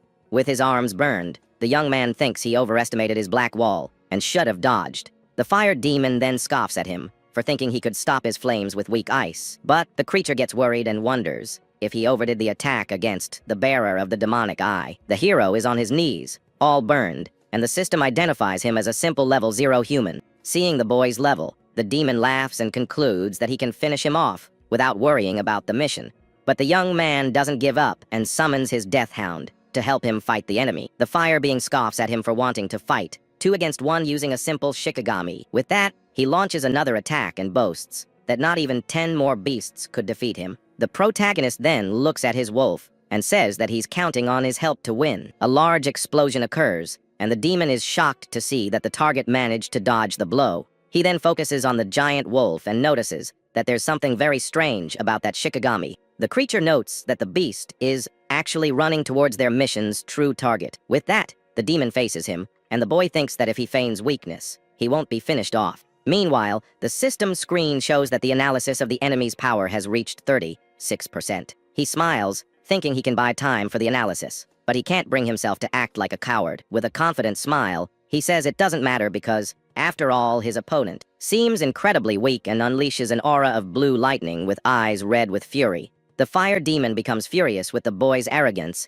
and calls him a being of an inferior race. With that, the demon says he's changed his mind and will turn the boy to ashes right now with an attack. But the hero dodges and realizes the enemy's speed hasn't changed, meaning he's a long-range fighter. With that in mind, he charges forward with everything he has to close the distance and end the fight once and for all. The fire creature is surprised by the young man's reaction and doesn't understand what's happening. The protagonist gets close in an instant, and the demon is shocked by his absurd speed. But despite the surprise, the monster remains calm and stares at the boy with a very sinister look. With a wicked smile on its lips, the creature seems to have an ace up its sleeve for this situation. The hero attempts a punch, but is blocked by a shield of flames that appears out of nowhere in front of him. He is surprised by the fire barrier and realizes his plan won't be so easy. The demon then scoffs at him and asks if he thought the creature didn't know its own weakness. With a quick counter-attack, he launches a blast of fire that hits the young man square in the chest. The blow sends him flying back with incredible force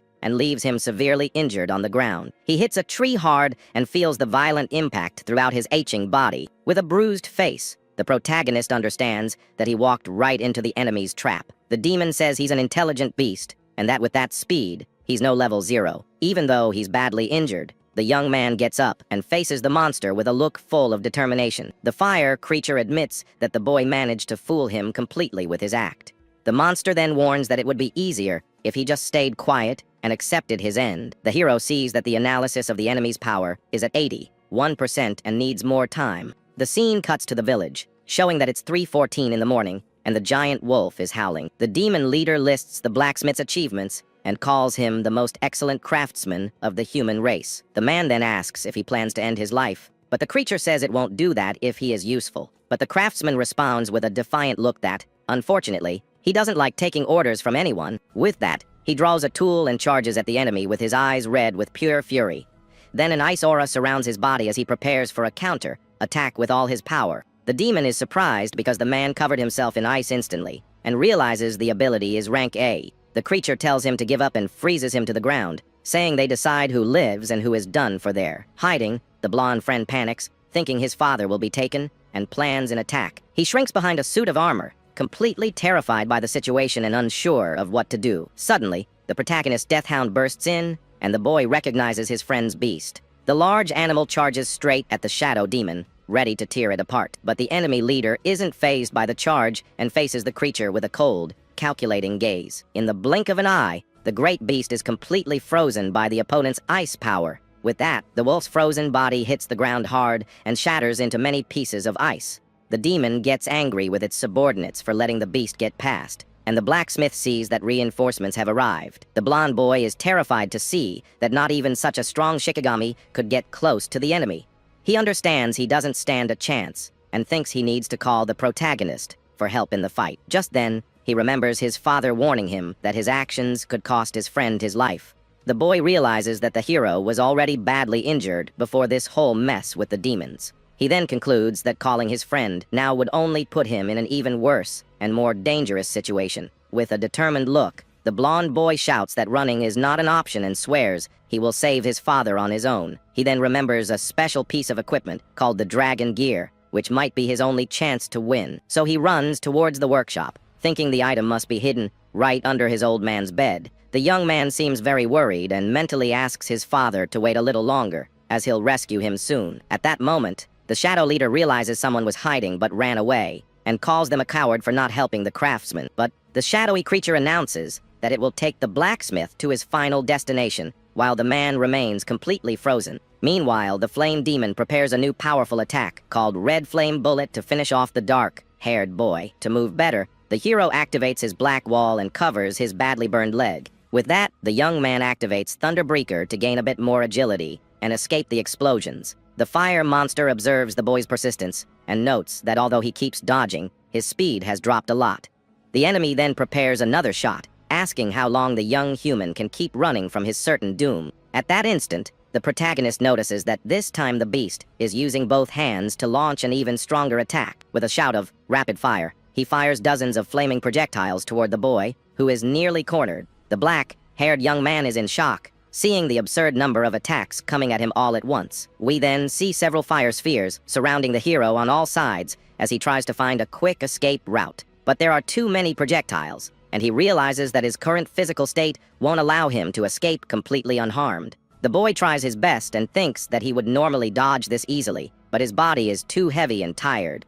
He lets out a frustrated yell upon seeing that the enemy attack is about to hit him squarely in this critical situation. At that moment, the system shows that the analysis of the enemy's power has reached 90%, and he just needs a little more. Even surrounded by flames, the analysis progressed to 92%, and the hero endures the intense heat. As the analysis climbs to 94%, the hero holds firm against the barrage of flames. Just then, the progress reaches 98%, but he's hit head-on and thrown backward, being swallowed by the fire. The boy remembers something terrible that happened in the past with his mother. He recalls his mother being consumed by blue flames in a traumatic event from his childhood. With a wicked smile, the flame demon prepares to deliver the final blow with all its power.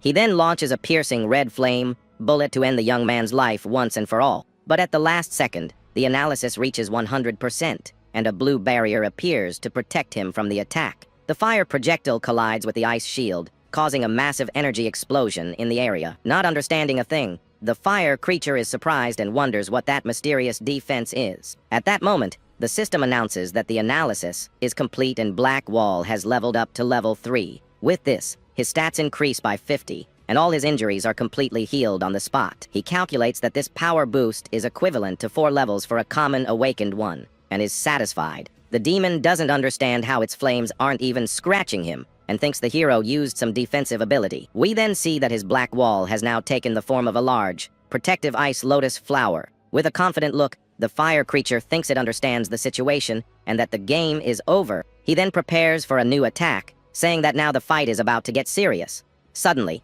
the monster is shocked by something it sees, and its eyes widen in surprise. The protagonist's body, which was all torn up, returns to normal, and the creature is left speechless. The hero says he was planning to deal with him later and save someone named Aiden first, but he changed his mind. He glares at the demon and says that those flames reminded him of something bad, and that's why he's going to end it all right there. With his eyes glowing red with pure fury, he faces the enemy and swears he will crush him first. As leaves fly in the dark forest, the air grows heavy from the enemy's mana trail. At that moment, the veteran warrior is thrown far away and realizes the creature's strength is unbelievable. Using his karma tool, he blocks the attack, thinking he would have been done for if he hadn't reacted quickly. But the impact throws him to the ground, and the fighter can barely stay on his feet after the heavy blow. He then wonders how far he was thrown while trying to catch his breath in the middle of the smoke. With a focused gaze, the young man notices these are no ordinary demons and decides to go back and help the group. Just then,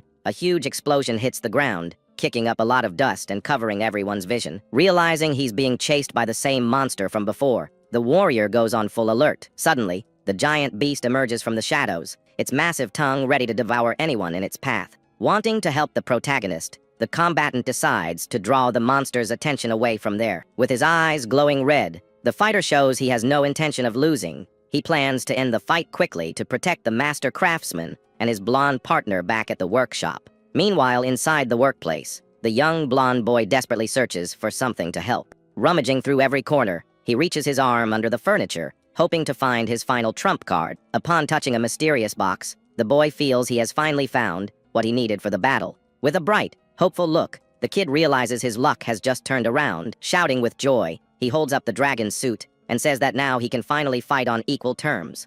The system reveals that the epic item grants 100 attack and agility for a total of 15 minutes of use. Putting on the red armor, the new warrior says he'll leave the enemy in front to his hero. With all this power, he swears that this time he won't be a burden and will help the group with his strength. He remembers his father warning him about the dangers of this dragon armor, and that 15 minutes of use is the limit. With that, the boy decides to save the old man in less than 15 minutes, and his system shows a huge stat bonus. In the forest, the Shadow General mocks the frozen craftsman, asking if he really thinks he can escape. At that, the villain states that only special, level saviors are a real threat to his evil plans. Meanwhile, the demon reveals that the strongest human warriors are busy fighting the King of Destruction. Trapped in the ice, the blacksmith asks if they did all this just to abduct a simple worker like him. But the monster tells him not to think so highly of himself, as they have many other important goals on Earth. At that moment, the villain senses a presence and realizes someone is approaching quickly through the trees. Annoyed by the interruption,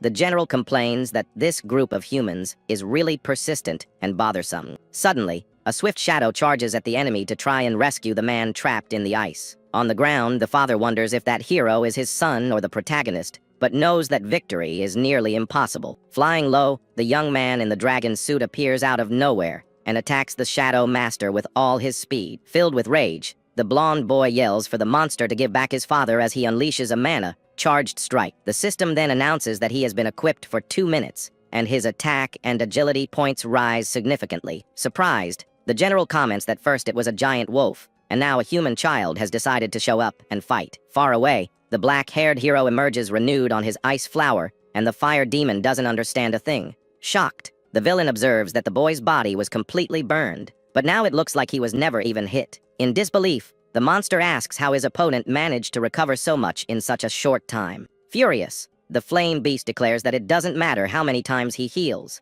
because the end result will be his ultimate downfall. In that instant, the enemy launches a frantic barrage of red fireballs to try and obliterate the hero for good. With that, the Black Wall's skill is activated as several fireballs speed toward the young warrior. This causes a massive explosion on the ground, kicking up a ton of dust and heat everywhere. The fire demon then starts to laugh, saying he's going to turn the human into charcoal in no time, but the hero emerges unscathed from the flames, and the system announces that his defense has increased by 15%. At that moment, he activates the Thunder Breaker and prepares to counterattack with a surge of electricity. The monster is shocked to see that the boy's speed has increased even with its fire barrier up. The protagonist then focuses his dark gaze and says it's time to rip the scales off the beast. With that, he leaps like a dark shadow toward the enemy's shield to put an end to this nonsense. The energy-charged punch begins to crack the creature's red protection with incredible force. The barrier then shatters completely, leaving the opponent vulnerable to our hero's attack.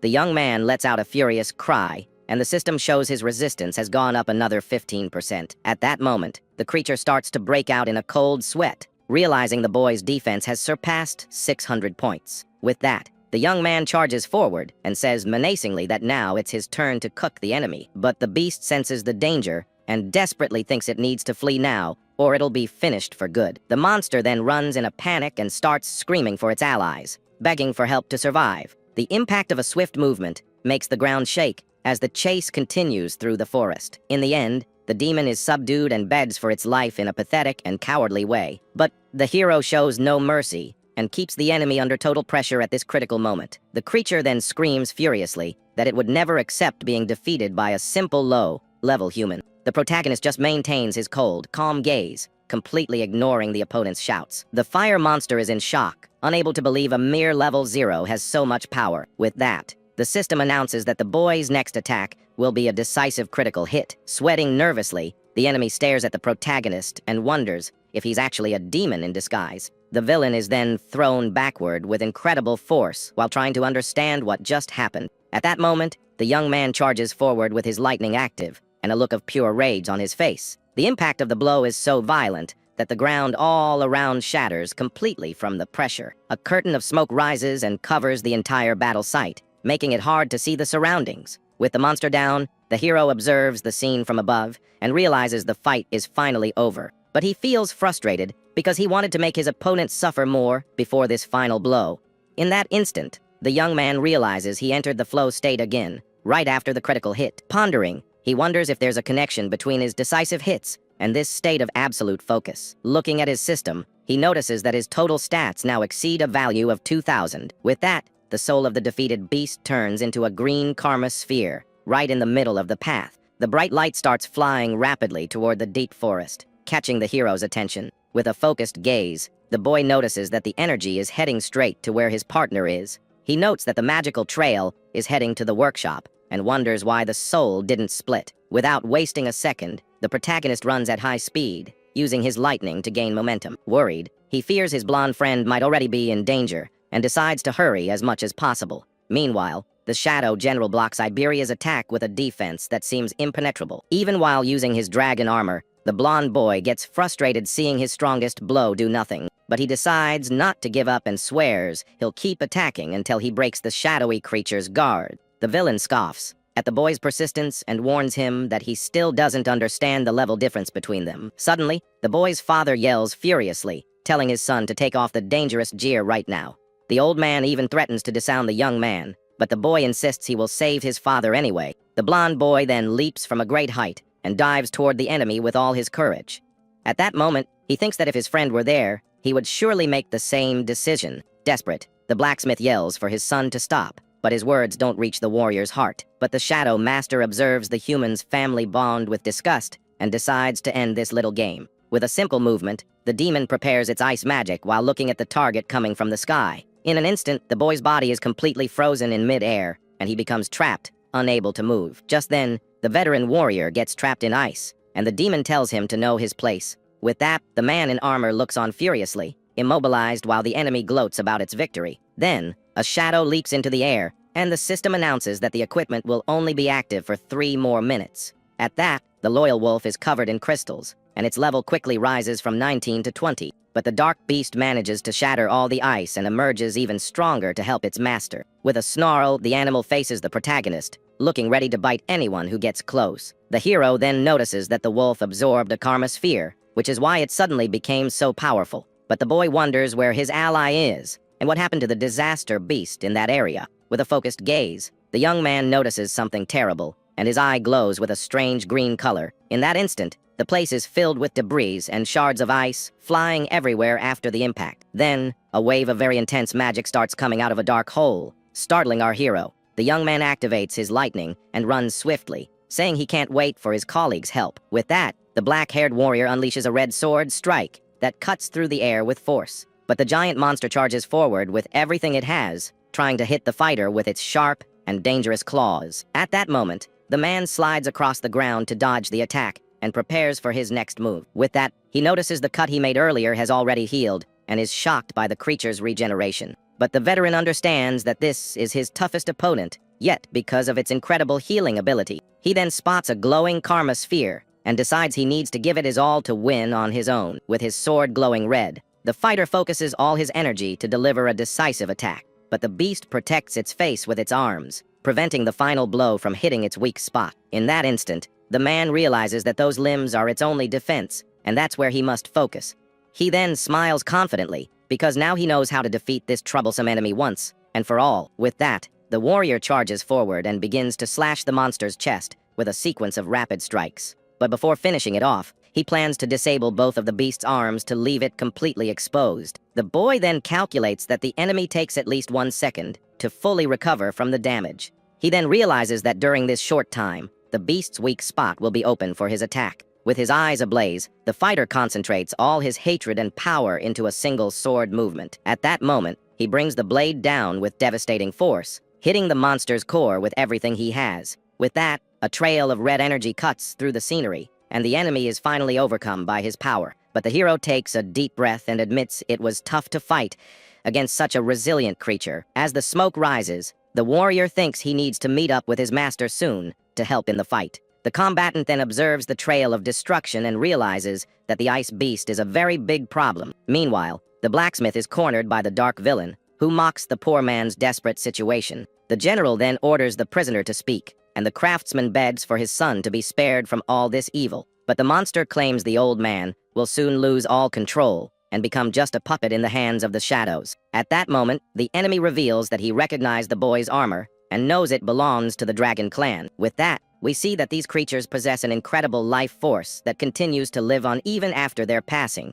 But using this equipment for too long can cause the wearer's consciousness to be slowly devoured. The system then shows that the young blonde boy's body is being taken over by a malicious and very dangerous will. With a cry of pain, the little combatant begins to transform into a real beast, losing his humanity. With that, the final form of the dragon suit is revealed, and its power overflows in a terrifying way. Going back a little in time, we see the black-haired hero walking while his friend wishes for his safety. The protagonist then asks if the boy really admires him that much, and the young man confirms he wants to be just like him. At that moment, the veteran gets curious and asks why, since there are many other famous warriors. He mentions great names from the past as memories of legendary fighters appear in both friends' minds. With that, the young man mentions other powerful masters who have much more experience in difficult battles. But the dark-haired man states that even he is more famous than the young blonde boy can imagine at that moment. The master then questions the reason for this specific choice,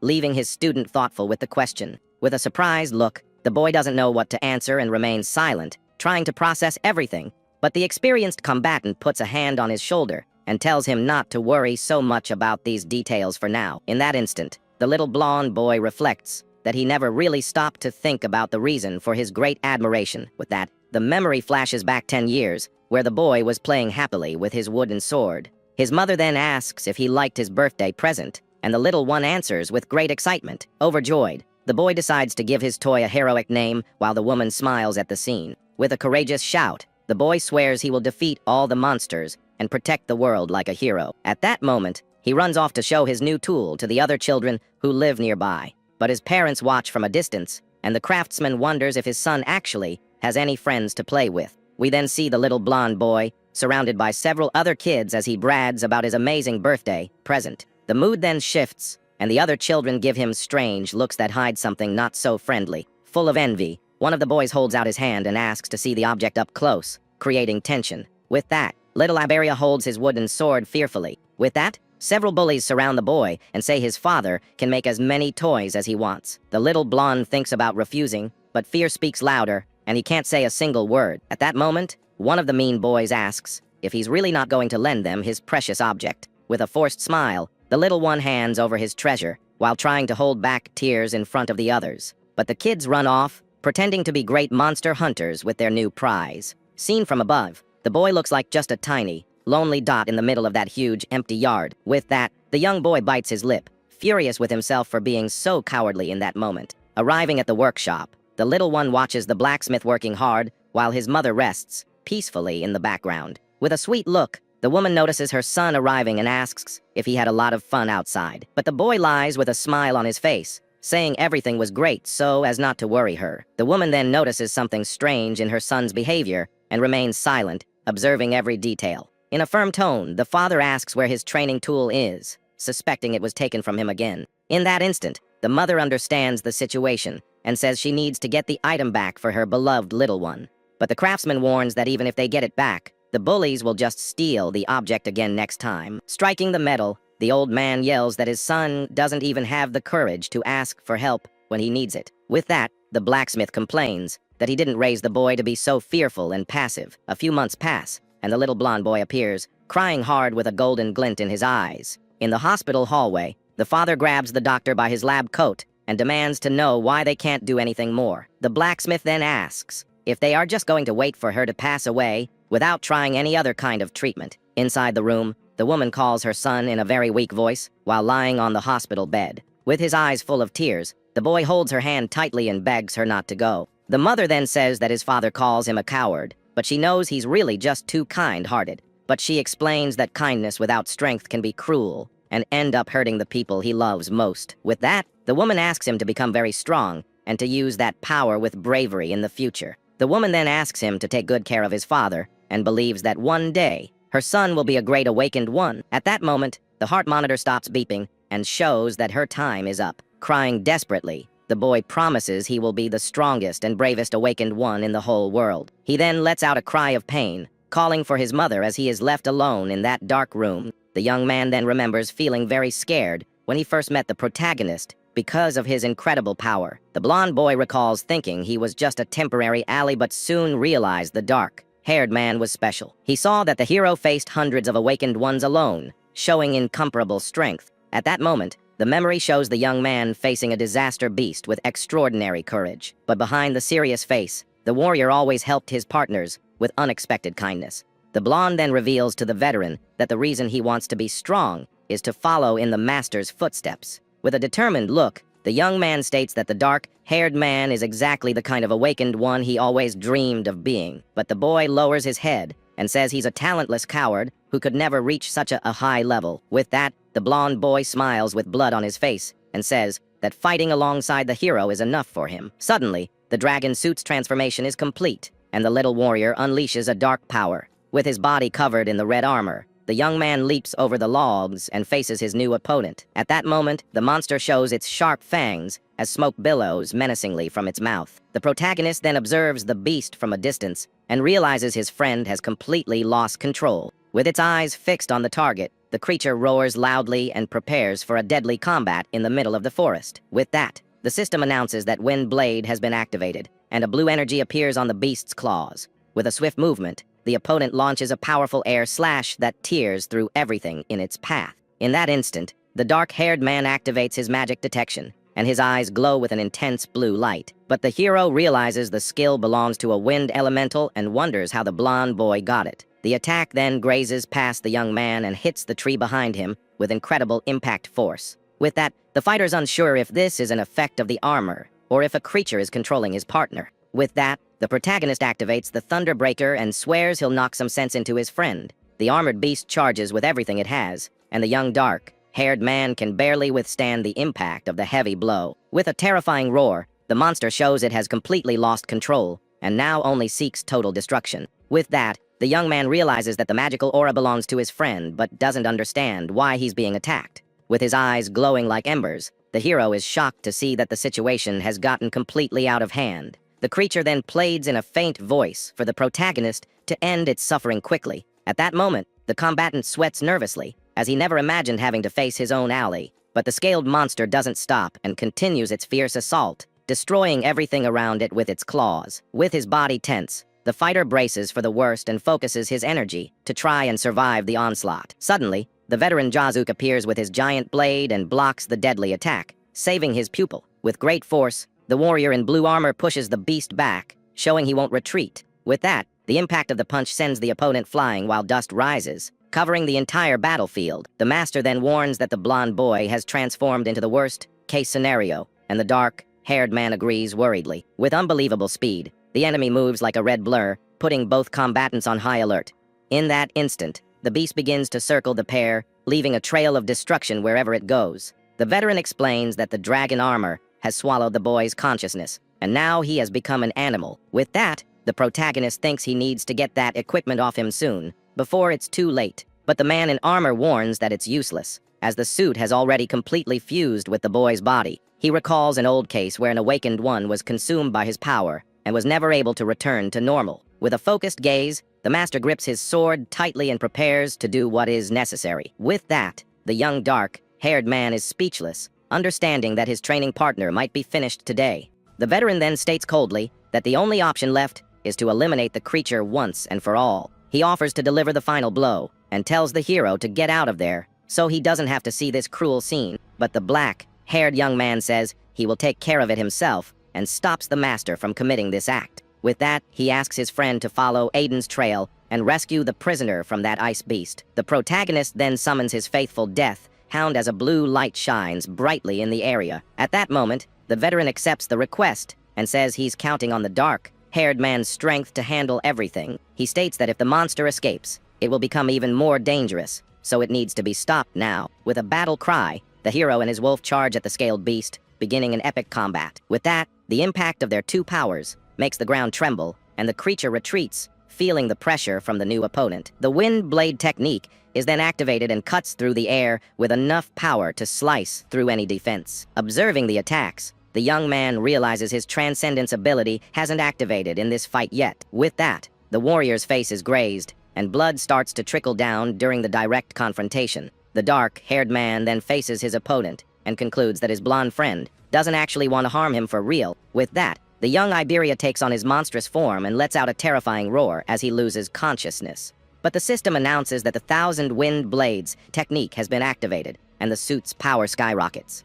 With that, the dragon combatant flies high and fires several blue energy slashes at the target on the ground. In that instant, the hero is surrounded by the cutting blasts, but remains motionless as he focuses on the fight. He walks bravely through the attacks, showing a dark look that signals the start of his comeback. But the armor's wearer lets out a cry of agony, and tears stream down as he fights against the pain. Far away, a servant informs his master that they managed to capture Aiden, but the White Ogre and the Flame Demon King were defeated by a human. But the Lord doesn't care about the loss, saying that capturing the blacksmith was what mattered most at that moment. The servant also reports that Lord Saro Shokuma is in trouble, and the master says his only job was to keep the elite saviors busy. Then the many-eyed messenger says that Lord Saro is facing just a single special class savior. Hearing this, the demon master is surprised and wonders who this human capable of holding Saro off alone could be, and then asks for his name.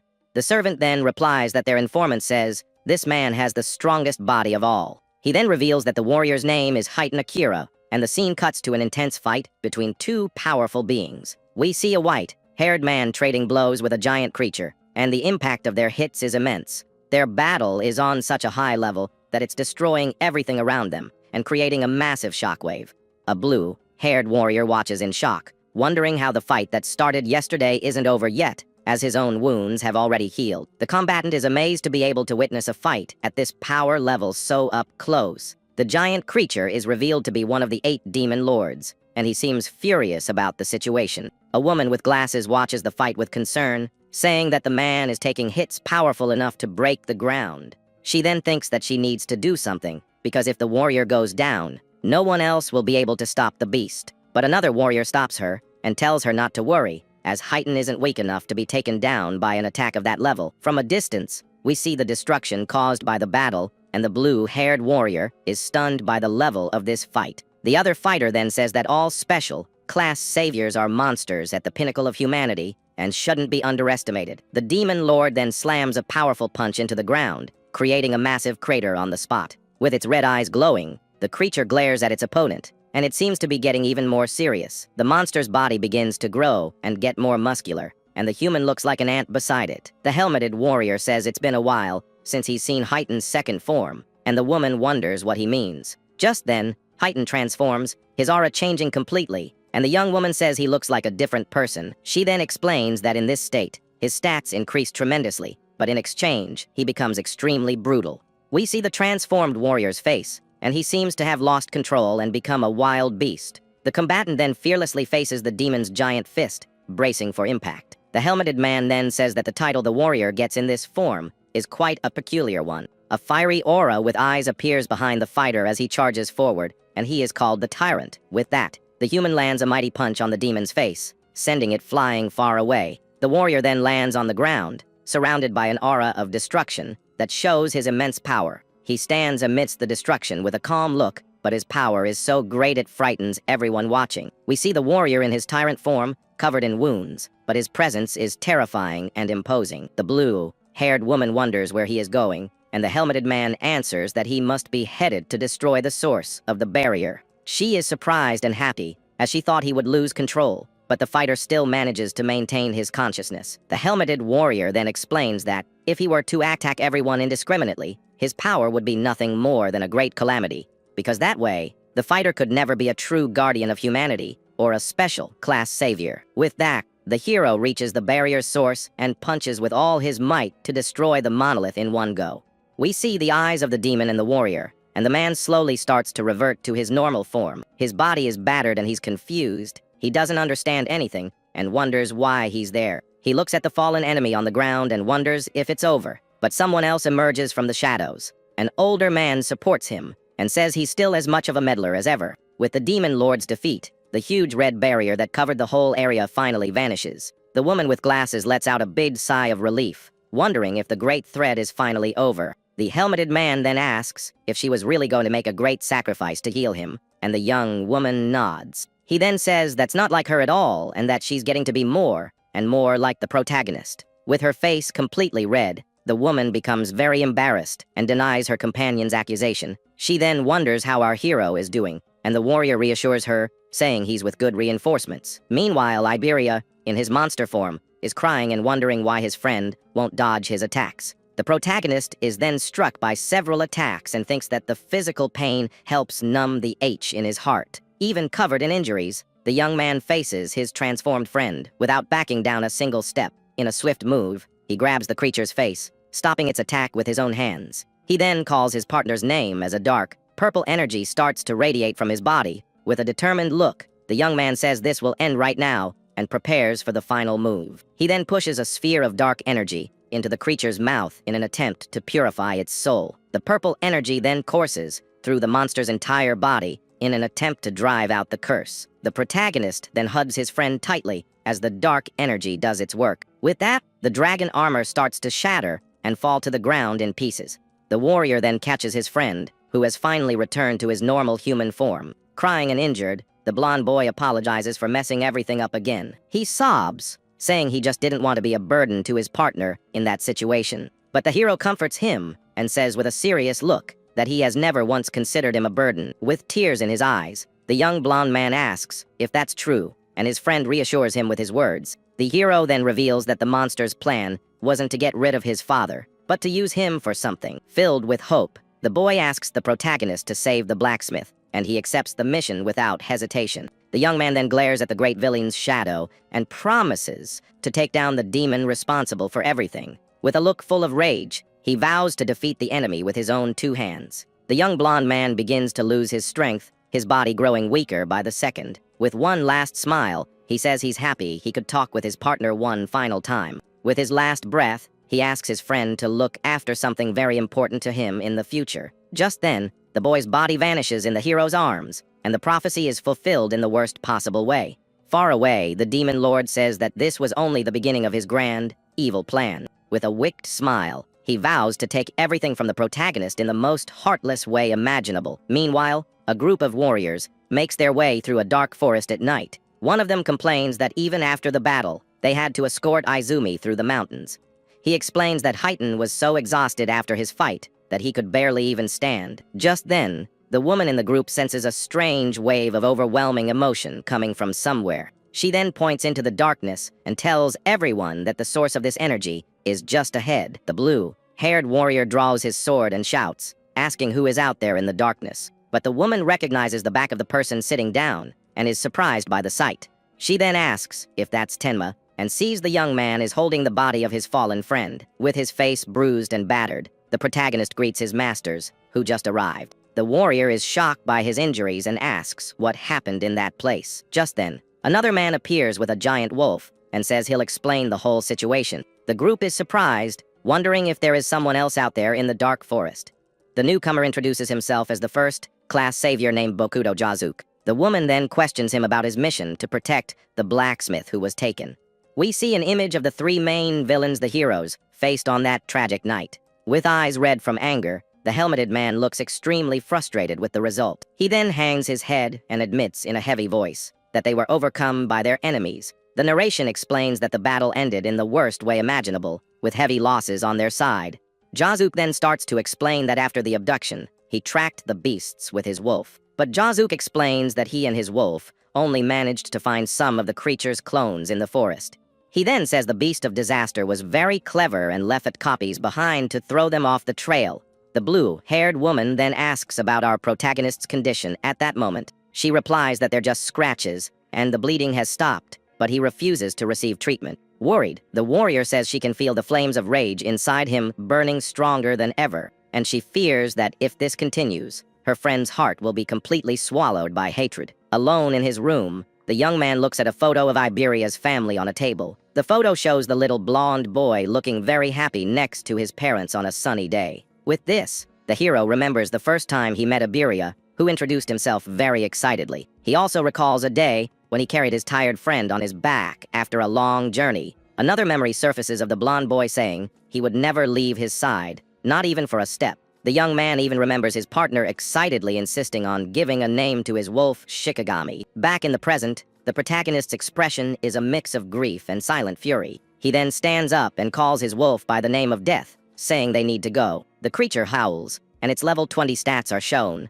along with its attack and agility points. The young man then faces his companion and says he's going to hunt the beast of disaster that caused all of this. With his eyes glowing red, he vows to crush the enemy with all his strength. The young man then leaves the room with the wolf following him, but his path is blocked by someone. Master Izumi is standing in the doorway, blocking his path with an imposing and somber presence. The protagonist then looks at the group and asks what is going on, and why the mood is so strange. All the warriors are gathered in the room, watching the young man with serious and worried looks. The blue-haired combatant thinks that this is the second disciple and recalls his great achievements. He concludes that the young man is strong but also cold, as he had to deal with his own friend. Izumi then asks where he thinks he's going, and the boy says he is going to rescue the captured blacksmith. His master simply says no, and the young man gets angry, asking the reason for that decision. The helmeted man explains that the League has classified the incident as a special level threat, and in order to participate in the rescue mission,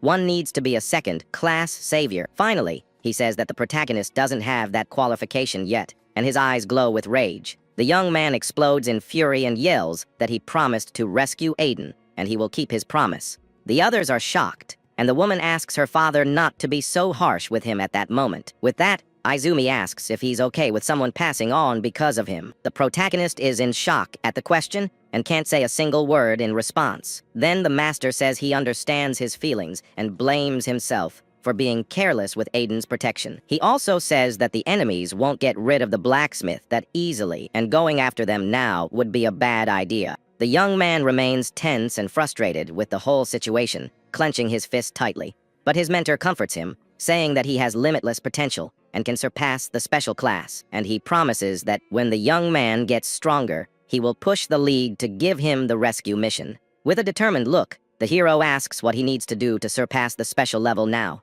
The helmeted man then reveals that the best way to do that is by joining the Apex camp. The young man is confused by the name and repeats it, not understanding what it is. His master then explains that the top 10 from the national tournament preliminaries are invited there, and all who survive become a key force for humanity, and the next one starts in 3 days. He continues, saying that if the young man passes the trials, he won't just rank well in the tournament, but it will also be a shortcut to becoming a special class savior much faster. With that, the protagonist accepts on the spot and says with conviction that he will join the camp. The helmeted man then says that first, they need to take care of his body, which is all banged up. The blue-haired woman uses her green butterfly magic to heal all of the young man's injuries. While being healed, he asks her if she knows anything about this so-called training camp. She says she does, and he mentions that his master said it's a perfect place to gain real strength. The warrior confirms that only the best of the best geniuses manage to get into that place, but she continues her sentence, saying that is exactly why the place is so dangerous for everyone.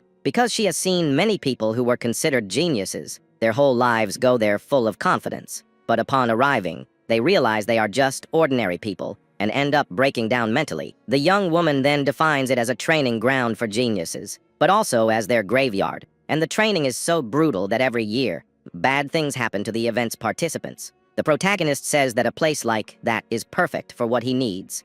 The woman with glasses is shocked and speechless at the young man's completely unexpected response. Now healed, he stands up and says he was worried he wouldn't find any real opponents to fight. With a determined gaze, he states that he can only grow by fighting truly powerful enemies. The warrior is left stunned and slightly flushed by the intensity and confidence in the young man's words.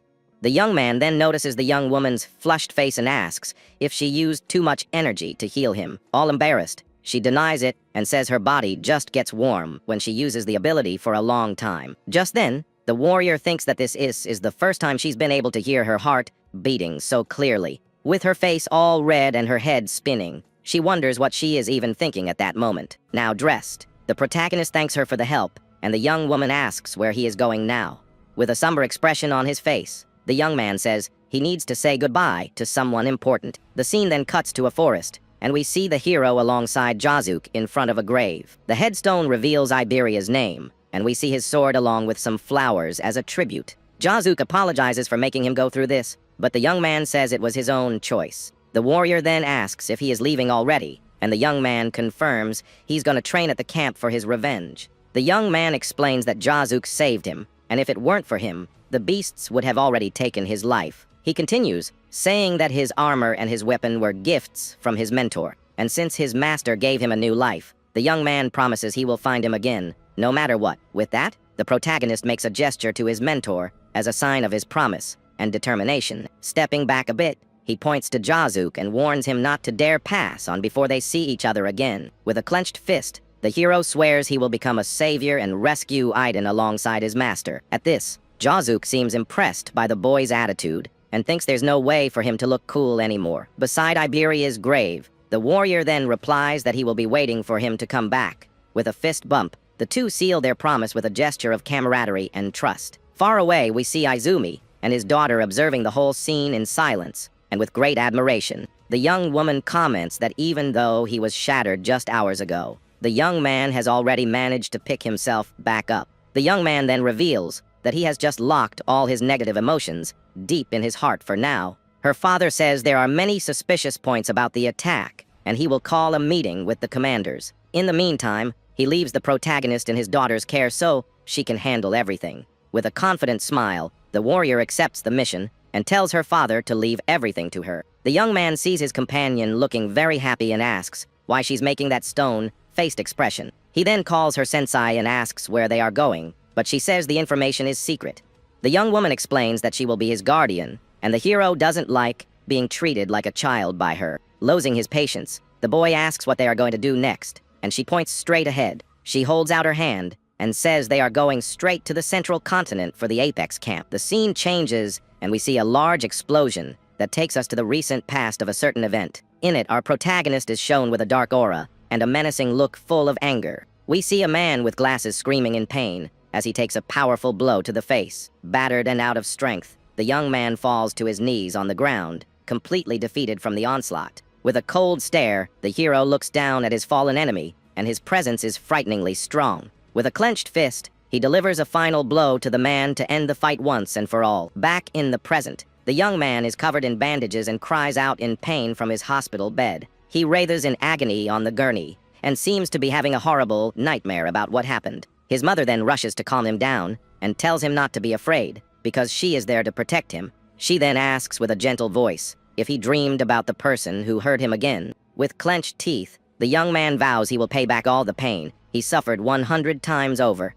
He says he will make his enemy taste a world of hurt, and his mother comforts him with a promise. She tells him that his older brother is back and will be able to get revenge for him for what he went through. At that moment, a giant, shadowy figure appears in the doorway of the room and slowly approaches. The young man begs his older brother to get revenge for him and take down the one who did this. The shadowy figure then asks if the name of the person who that to him was Tenma Itsuki. The young man confirms it and says he's just an orphan with no one who came in first in the preliminaries. At this, the older brother realizes that if he placed first, he will definitely be at the camp. With a wicked smile on his face, he vows that he will crush our protagonist when he finds him.